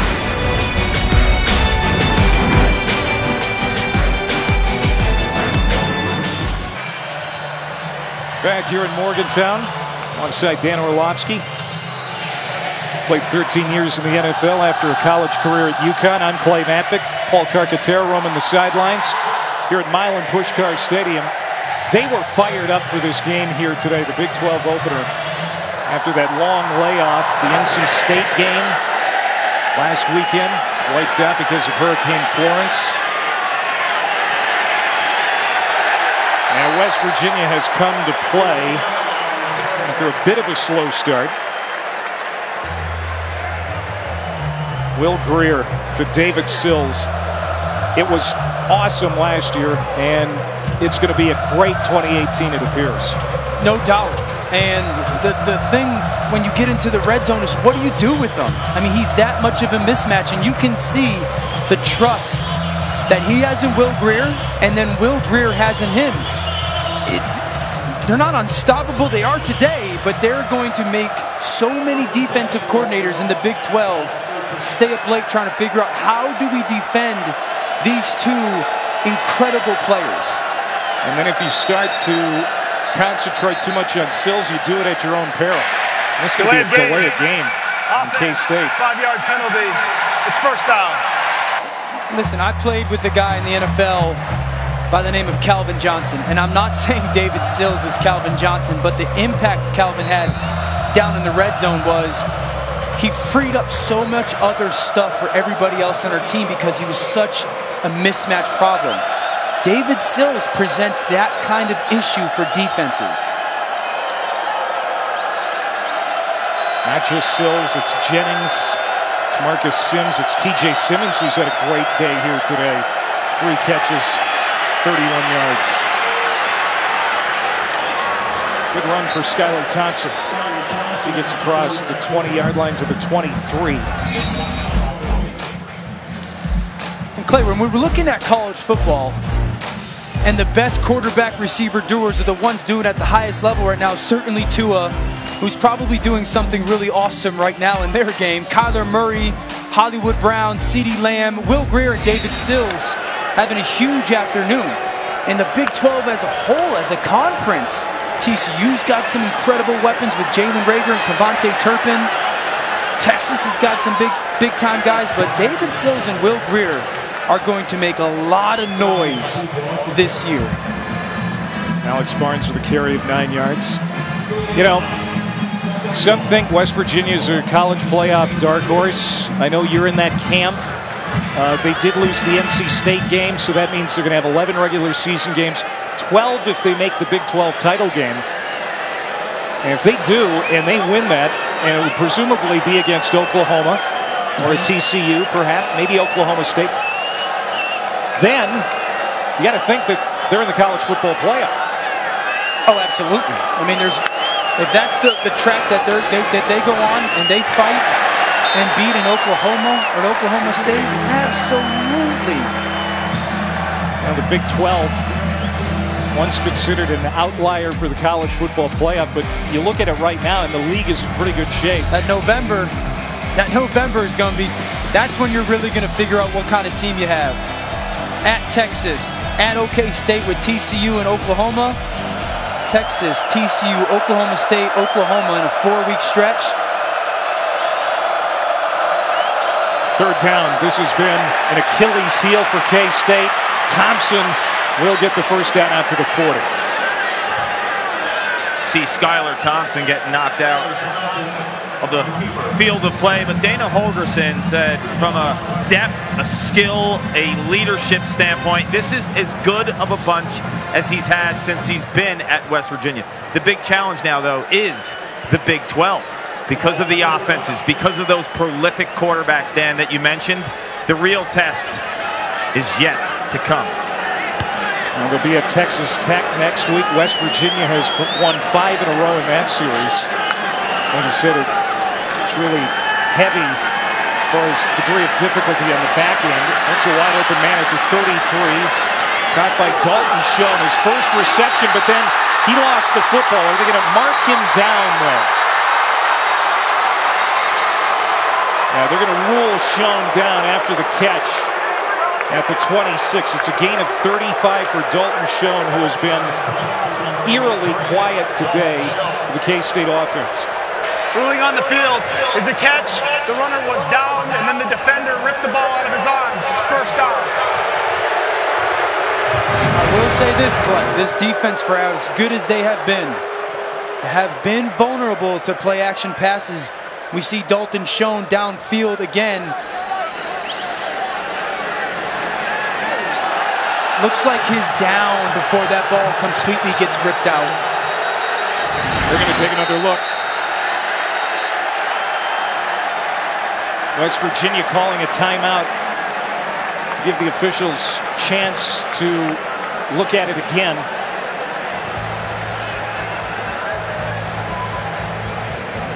Wondering if his hip is down before that ball starts to get jarred out. But there you see Giovanni Stewart, who's kind of been the talk of the night for this West Virginia defense, and how fast he's been able to play downfield. Getting beat in play action, no doubt, but not quitting. And does that ball start to get out? West Virginia is challenging the ruling on the field that the runner was down prior to losing the football. So Dana Holgorsen is going to use a challenge here.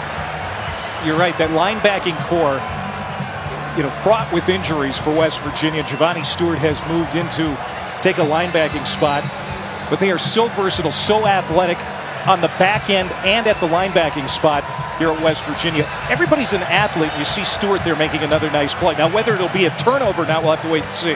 The versatility is a huge deal for this defense, and being able to mix and match where guys play, no matter if it's safety, if it's linebacker, the speed that they have to be able to play with sideline to sideline. That's one of the interesting things about this defense, is because they do such a nice job up front of getting penetration that really allows all those athletes on that second level, their linebackers, to play with speed. And we asked David Long, what's it like to be able to do that as an athletic linebacker? And he said, it's such a freeing thing to know that there's no hesitation with them, that they can go play fast, and it's going to pay dividends in a Big 12 conference. I think Schoen is down. Looks like he's got control, and that right knee is down. It's got to be indisputable video evidence to overturn the call on the field. The call on the field was a completion and runner down at the 26. After reviewing the play, the ruling that the runner was down prior to losing the football is confirmed. West Virginia will be charged a timeout. And Dana Holgorsen is out of challenges now for the rest of the football game. It's the right call. It looked like Dalton Schoen's hip had gotten down before that ball got ripped out. And I'll go back to this. West Virginia's been hit with some play action passes on defense. If I'm Kansas State and Andre Coleman, I can't call enough of those right now. So that's officially the second longest play of the day offensively for K-State, a gain of 35.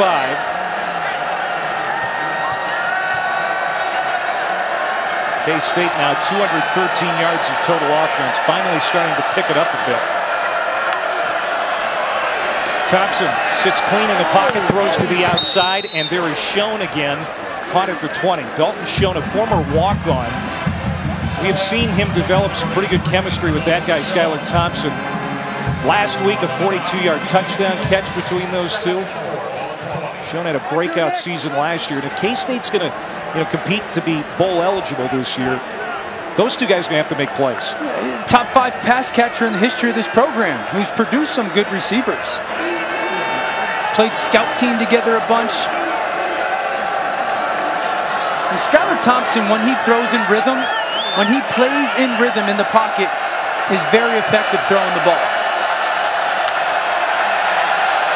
Thompson feeling the heat. He's going to be sacked. David Long. First sack of the day for the West Virginia defense, but they've been giving Thompson fits really all day. Well, it's by design. They bring 7 guys up to the line of scrimmage. Who's coming as an offensive line? You don't know. And it just takes one offensive lineman to not understand exactly everybody's responsibilities, and you get a free rusher for David Long's and the West Virginia defense.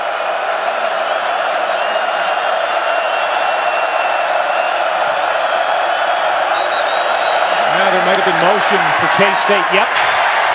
False start. Offense. Scott France, who has started every game of his career at right tackle.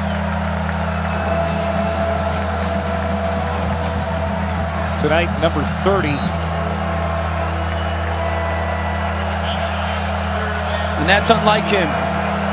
Scott France, such a good player. The whole offensive line, so experienced.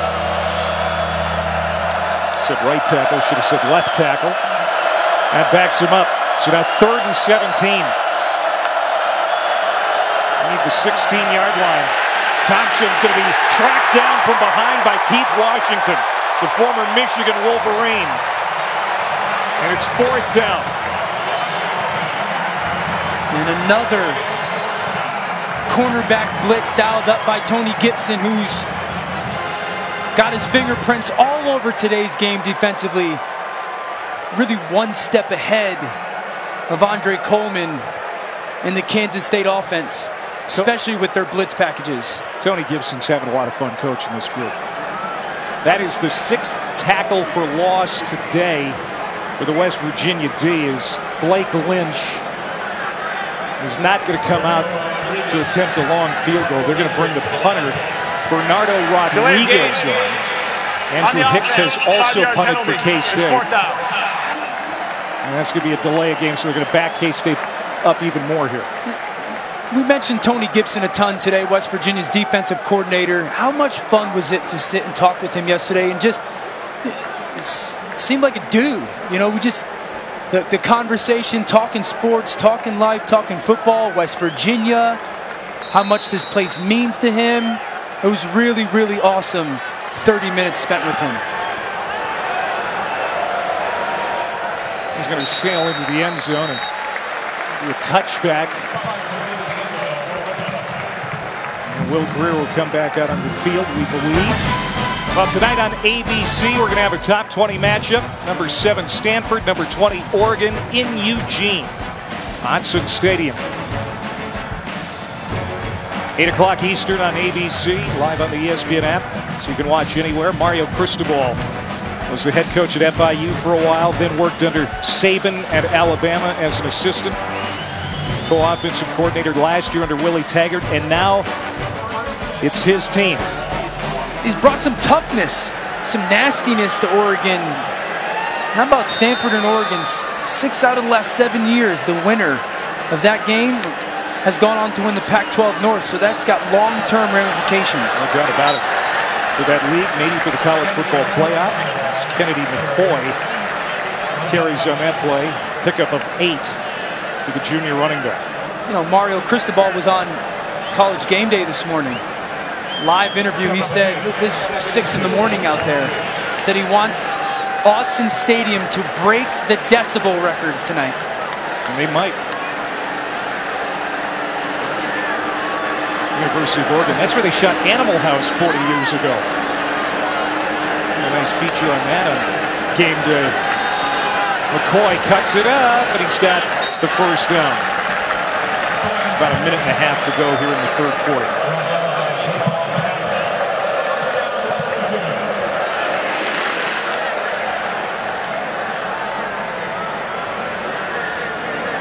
West Virginia going to take some time here now. Very comfortable within this game. They're getting close to the end of the third quarter. Still run your offense, but you're not at some crazy tempo right now. 338 yards passing for Greer. And he throws a second interception. That was picked up by Jonathan Durham, the Kansas State nickelback. Second interception of the day, third of the year for Will Greer. Durham doing a really nice job of just running out underneath this route. It's almost like Will Greer didn't even see him. He cuts this ball loose with such confidence to David Sills, and Durham just playing a buzz coverage, running underneath the out route. Ball's thrown right to him. Uncharacteristic and somewhat of a lazy throw by Will Greer, who's had such a remarkable afternoon. Almost a 77% completion rate coming into the day today. Threw 12 interceptions last year. That was an area he really wanted to clean up. And that's his third pick now on the season as Alex Delton comes in to run the offense for the first time for K-State. And he's a quick runner, and he gets into the secondary and inside the 20-yard line down to the 19. He's the quicker of the two quarterbacks, Thompson and Delton. They had a pretty good battle in camp. They've kind of settled on Thompson here, but now maybe the competition's open again. We'll have to see. Yeah, these are always tough situations for a backup to come into. You're getting beat pretty handily, and you're expected, hey, go play after sitting for a couple quarters. But here's an opportunity for Delton. Delton pumps, throws to the end zone, has a receiver, and it's incomplete. Intended for Zuber, and it's out of bounds. Let's go to Adnan Berg.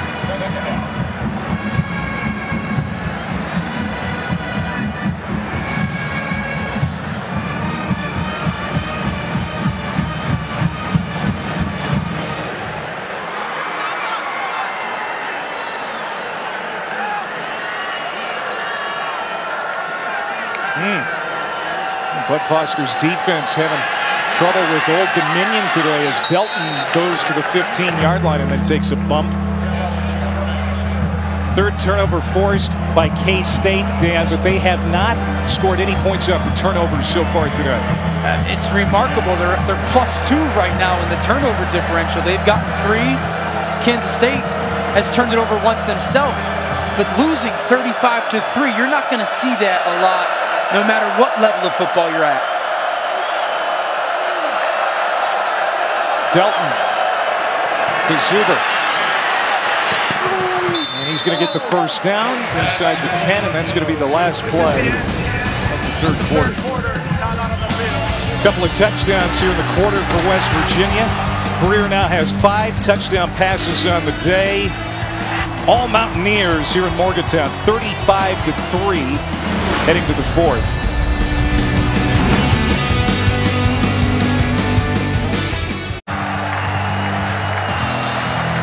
Andre Coleman, his offense has struggled to score points today. West Virginia turned it over on its first 2 possessions of the afternoon, but you could see that they collected themselves behind their Heisman candidate, Will Greer, quarterback. He has thrown 5 touchdown passes today. Skylar Thompson, the starter for K-State at quarterback, is out right now. Alex Delton, the junior from Hays, Kansas, is in. And he'll give it to Alex Barnes. Flag in.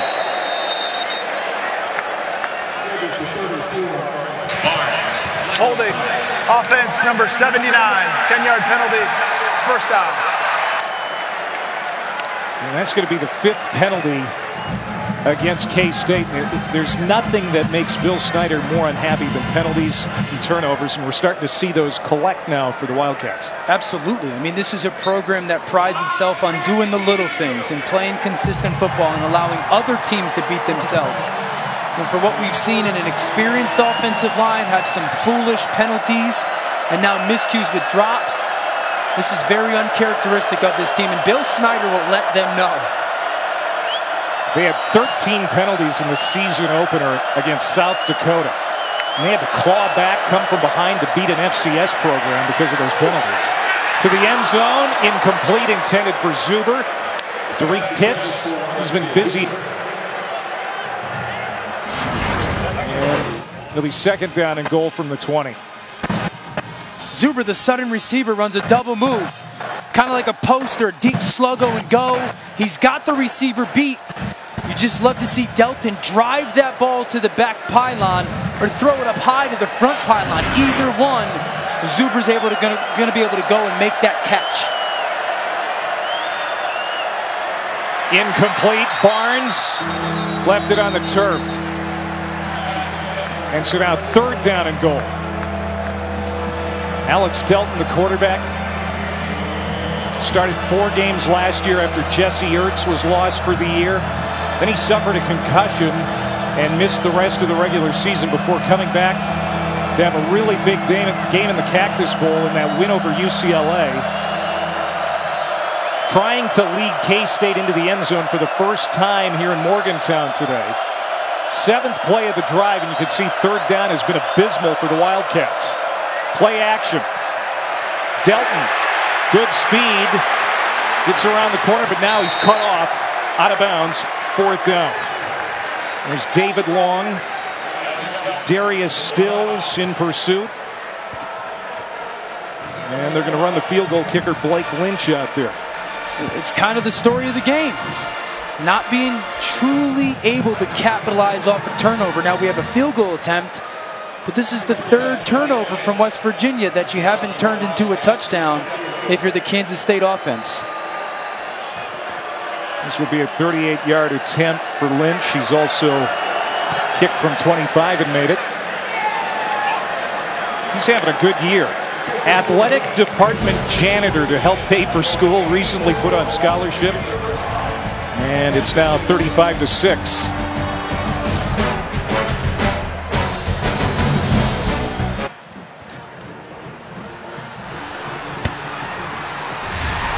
This season, for every field goal and extra point made by participating universities, All-State will make a contribution to the school's general scholarship fund. We say thank you to All-State.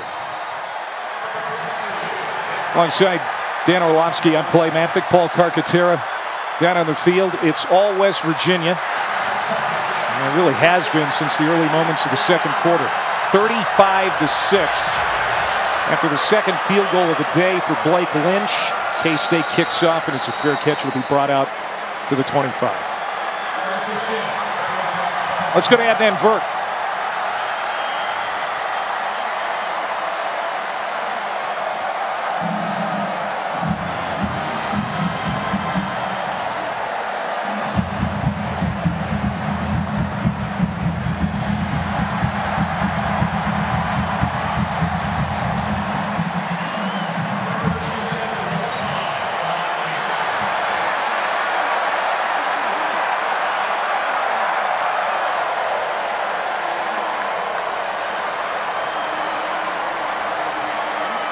Yeah. All right, so Alabama taking control as we assumed they would. There's a hit in the backfield as West Virginia has the football. As Martell Pettaway on the run. They're starting to do the wave here, Dano. They are enjoying themselves as Will Greer and the West Virginia offense has really put on a show. The defense has played well. The season looks bright here in 2018 for the Mountaineers. Well, when I got into town Thursday night, Friday morning I went down in our hotel to go get a coffee and get my coffee and then go to pay for it, and the guy's like, no, it's on me. And I said, no. And he's like, no, ESPN, you're doing the game tomorrow, right? And I said, yeah. And he goes, man, we haven't had a game in 2 weeks. And I was like, huh? And he's like, getting a little itchy. What do you think of the game tomorrow? We haven't had football in 2 weeks. So this wave is a crowd that has been starved of football for 2 weeks, but also knows that they have got a football team that is going to be in the national conversation for many weeks moving forward. Trying to pick up a 3rd down here. Look at that ability to slide up. Got a receiver. Penalty flag's down. And there's another penalty flag. A flag in the backfield, a flag in the secondary. They're both going to be against K-State, we think. Gary Jennings, the intended receiver.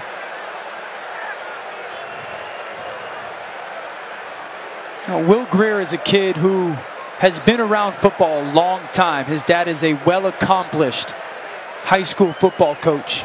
And just those sudden movements in the pocket don't happen overnight. You can see that there are 2 fouls on the play by the defense. Personal foul, illegal hands to the face, number 51. His penalty is declined. Pass interference, number 7. 15-yard penalty from the previous spot. Automatic first down.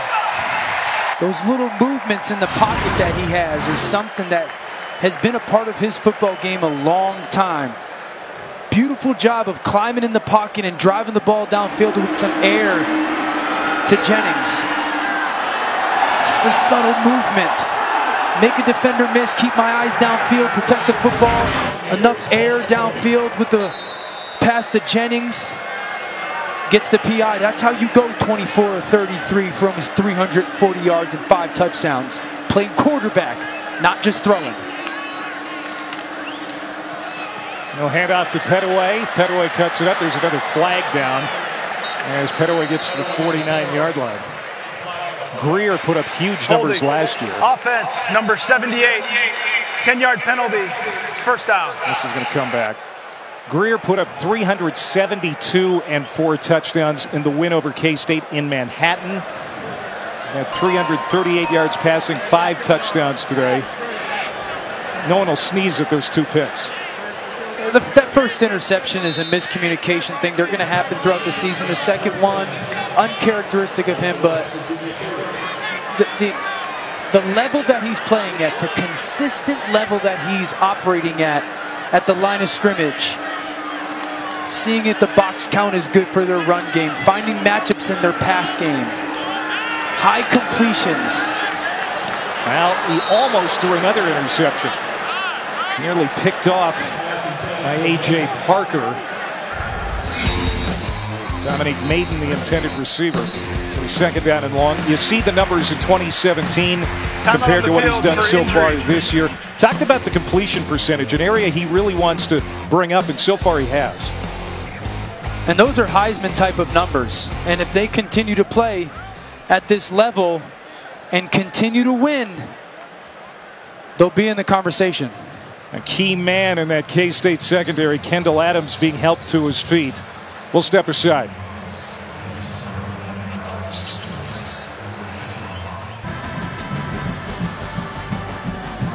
Extra Yard for Teachers Week is a celebration of teachers led by the College Football Playoff Foundation through its Extra Yard for Teachers platform. Visit the College Football Playoff Foundation website, www.collegefootball-foundation.org, to learn more about Extra Yard for Teachers Week. And we got a penalty flag down, and Bill Snyder was a high school teacher back in the day. Bill Snyder, gentlemen, was actually an English and Spanish teacher for 9 years prior to becoming a college football coach. Growing up in St. Joseph, Missouri, he was raised by his mother, and many teachers had a profound impact on his life. One who inspired him, he told me, was Helen Conkright, who happened to be the legendary broadcaster Walter Conkright's sister. It's pretty remarkable when you do some conversations with him, the accountability that teacher of his past has brought onto this Kansas State football team. You know, we talked about recruiting. They don't talk football when he goes to a recruit. It's all about how am I going to develop you as a man, as a father. They've got some rules. You've got to get to class. If you don't, you call your parents. If you cuss in front of a coach, you call your mother and let her know.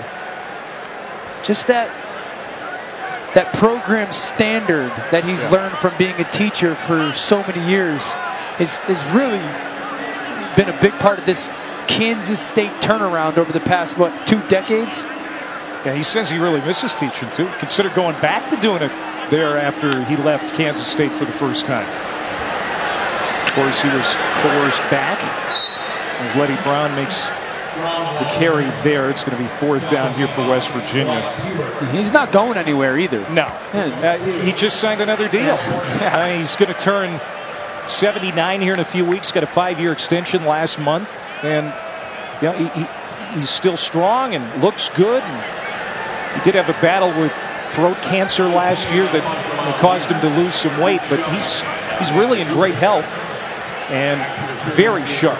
And one of their leaders, Duke Shelley, a lockdown corner for them, has said they've learned so much from Coach Snyder and how he's fought that disease.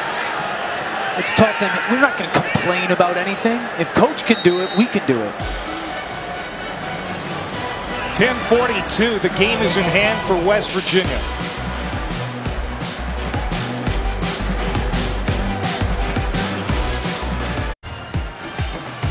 And this is just a little thing for Will Grier, but on the left, he's squared stance. That's how he used to play at Florida, and he wanted to know, how can I go to the next level? So he's dropped his right foot back, brought his left foot a little bit forward.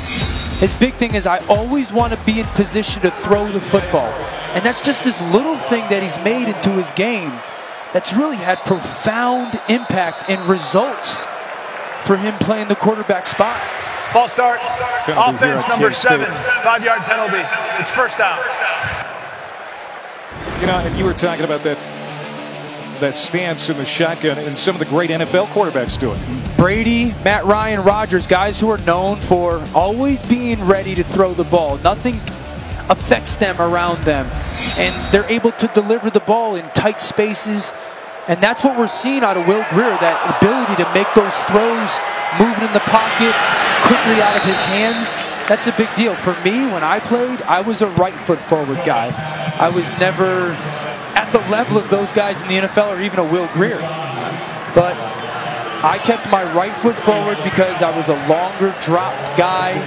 It wasn't that much on my mind getting the ball out so quickly, but you're talking about a guy that had incredible success at Florida and decided, how can I get better? And just that little change, that 6-inch change in his step, has allowed him to play at such an efficient level, and he's got so many weapons on the outside.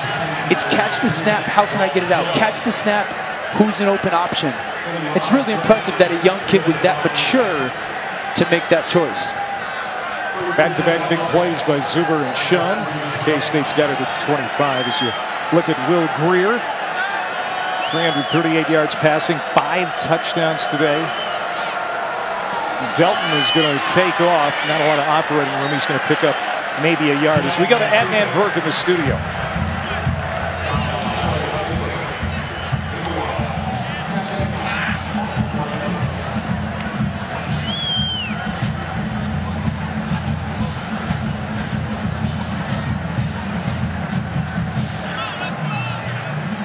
All right, Adnan, thanks. That's not exactly what you and I and Paul wanted to hear. We're going to see West Virginia Tech next week.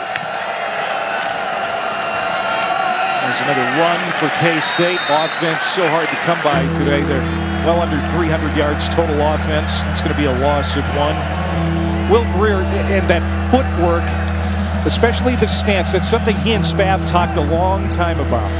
It's all about how can you go to the next level? How can you go from good to becoming a great quarterback? And what we've seen here today is great quarterback play, is Heisman Trophy conversation quarterback play. Because last night, I mentioned it before, Mackenzie Milton for UCF, who's going to be in that conversation, had a big night, 6 touchdowns.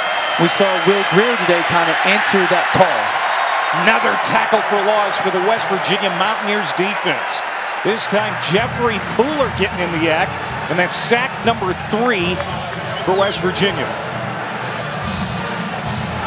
And I don't think we can emphasize enough the impact of his dad and his relationship, that it's centered around football. It truly is centered around football. And that's why we're seeing Will Grier be this kind of refined, high-level product playing quarterback, and it started at such a young age with his dad. Yeah, his dad, Chad. In fact, I think Chad's here today. 50-yard attempt for Lynch. No, didn't give it. He's hit a couple of field goals today, but not able to bang that one in from long range. 35-6. We're going to talk more about Will Grier's family when we come back to Morgantown.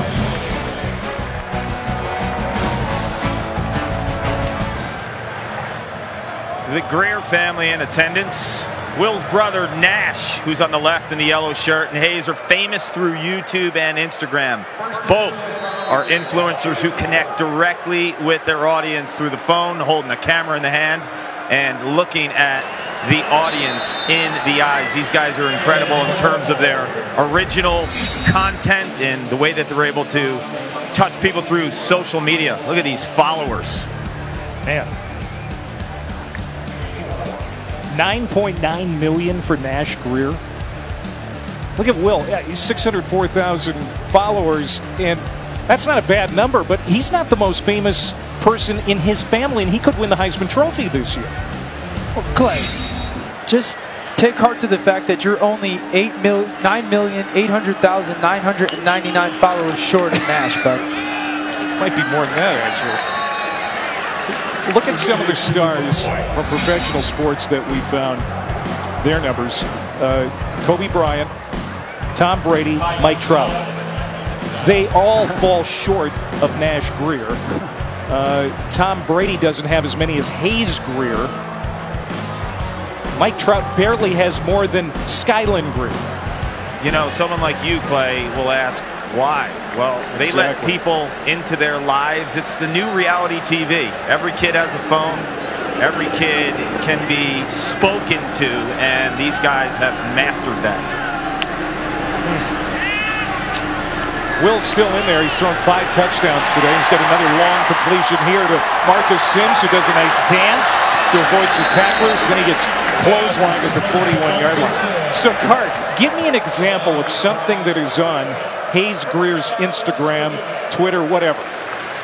It could be anything. It could be him plucking a cucumber out of the ground. It could be him jumping off a small cliff into water. But the way that they're able to connect with the younger generation, like I said before, they're speaking to these young people who consume media way different than you, way different than Dan, way different than me. So you're saying I have no shot to get up to his level. It's a carry from McCoy. All right, big family man. We've established that. His wife is Jeannie.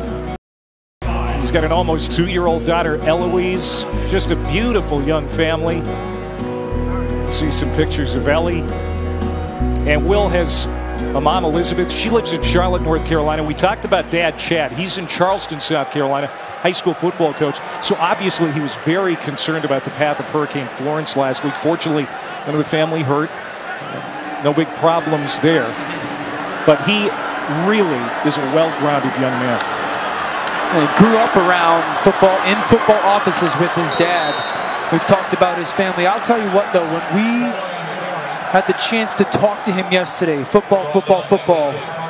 I don't know if it was you, Clay, or Kark mentioned his daughter, and his demeanor changed, his speaking changed, and you can tell how important family is to him.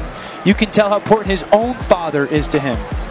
His dad coached in a Davidson Day School in North Carolina. He won a couple of championships.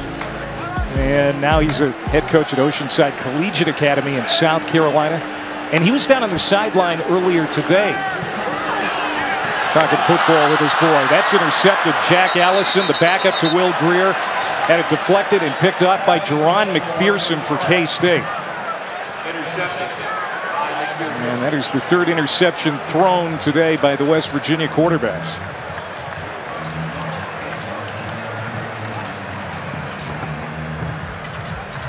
So K-State will take over with 4:15 to go as we bring in the college football rankings presented by PlayStation 4. Well, you see the score for Alabama, Texas A&M, 45-23. I don't know if Alabama won't go over 50 today. Georgia, big win over Missouri. You see Clemson leading Georgia Tech. Penalty flags down on this play. Let's talk about your top 5. Dan, you know, holding, as it stands right now. Offense number 89, 10-yard penalty. It's first down. I mean, Alabama is no doubt a juggernaut right now. Playing at, all cylinders. Their offense and defense could be the best 2 groups in all of college football. Georgia playing very well. So many weapons for Jake Fromm. Clemson, until someone comes and beats Clemson, they're in the conversation. Ohio State with Dwayne Haskins and all the weapons they have, and now no longer being two-dimensional. And then Oklahoma, I've mentioned Kyler Murray and their weapons. The question for Oklahoma is, can you play a little bit better on defense? Can you tackle a little bit better on defense? But a lot of really good football teams right now, 1 through 7, 8, 9 across the country. Alabama leading that charge. Greer with the baseball cap on. It appears his day is over. 3.5 to go. 35-6. West Virginia is going to go to 3-0. As Zuber steps out at the 31. That'll be a first down for K-State. Another reminder, we've got Stanford and Oregon tonight on ABC, 8 Eastern.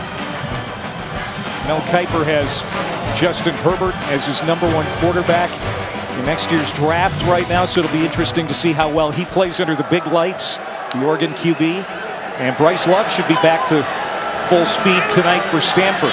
Zuber again over the middle, and he's down at the 46-yard line. Justin Herbert. He is a tall quarterback, kind of like you. You're what, 6'5", 6'6"? Yeah, he's a lot better thrower and more athletic than I ever was. But Herbert playing at such a phenomenal level for Oregon. Drew Lock actually had a really good day today, throwing the football against a good Georgia defense. Jarrett Stidham, I'm not on the Jarrett Stidham train like some people are.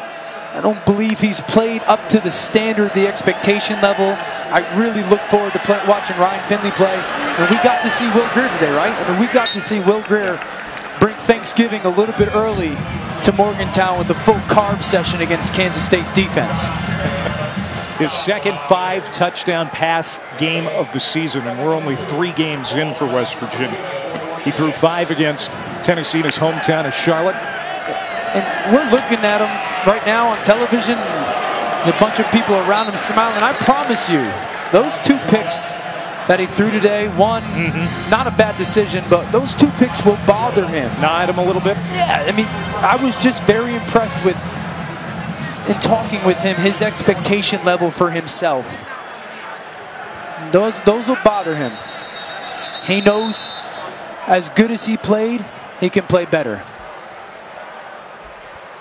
You know, speaking of Stanford tonight with Oregon. West Virginia, 30 seconds. Now West Virginia's called a timeout. We're going to step aside here and get an update in the studio with Adnan.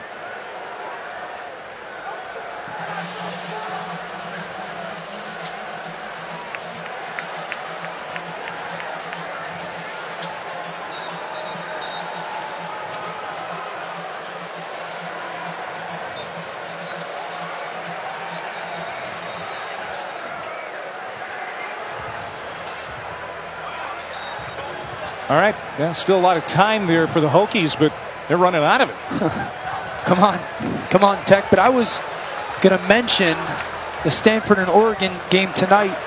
Justin Herbert, Oregon's quarterback, playing so well. Stanford quarterback KJ Costello having a great year, being able to throw the ball to JJ Arcega-Whiteside downfield. So 2 really good quarterbacks in that game tonight. Alex Delton is complete to Reuter, who dropped a touchdown pass earlier in this game, and he gets inside the 35. Sports Center from LA tonight after Arizona State Washington on ESPN with Stan and Neil. Kirk will break down Stanford, Oregon along with Chris Fowler, plus reaction from Urban Meyer, as well as all the top plays and moments from college football today. Sports Center after the game on ESPN and the ESPN app. It's incomplete. Minute 15 to go here in Morgantown. This has been a fun week getting ready for this game. The fans were excited for it after a no game last weekend. The Florence situation wiped out that game at NC State. So Will Grier and the West Virginia Mountaineers had a long time to think about this first conference game against K-State. Again, the first 2 series didn't look so hot, but boy, Will Grier and this offense impressive today. And there's another sack. The defense for West Virginia hasn't been too shabby either. And West Virginia will take on Texas Tech in Lubbock next week. That's going to be a throw around the grass game. Texas Tech's quarterback Bowman throwing for like 600 yards last week, breaking Patrick Mahomes' Big 12 freshman record. Kansas playing better too. Oh, they're playing a lot better. Iowa State, good defense, so they'll be tested a little bit over the next couple of weeks, but man, that month of November. It's a meat grinder. Delton over the middle, and that's underthrown incomplete. But the conference is anybody's right now. It's anybody's right now.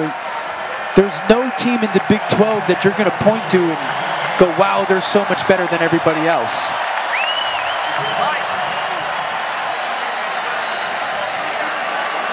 They might bring Will Greer out for a curtain call. Yep, here he comes. What a day for him. Will Greer, 5 touchdown passes today, 356 yards through the air. Now has 14 touchdown strikes in 3 games.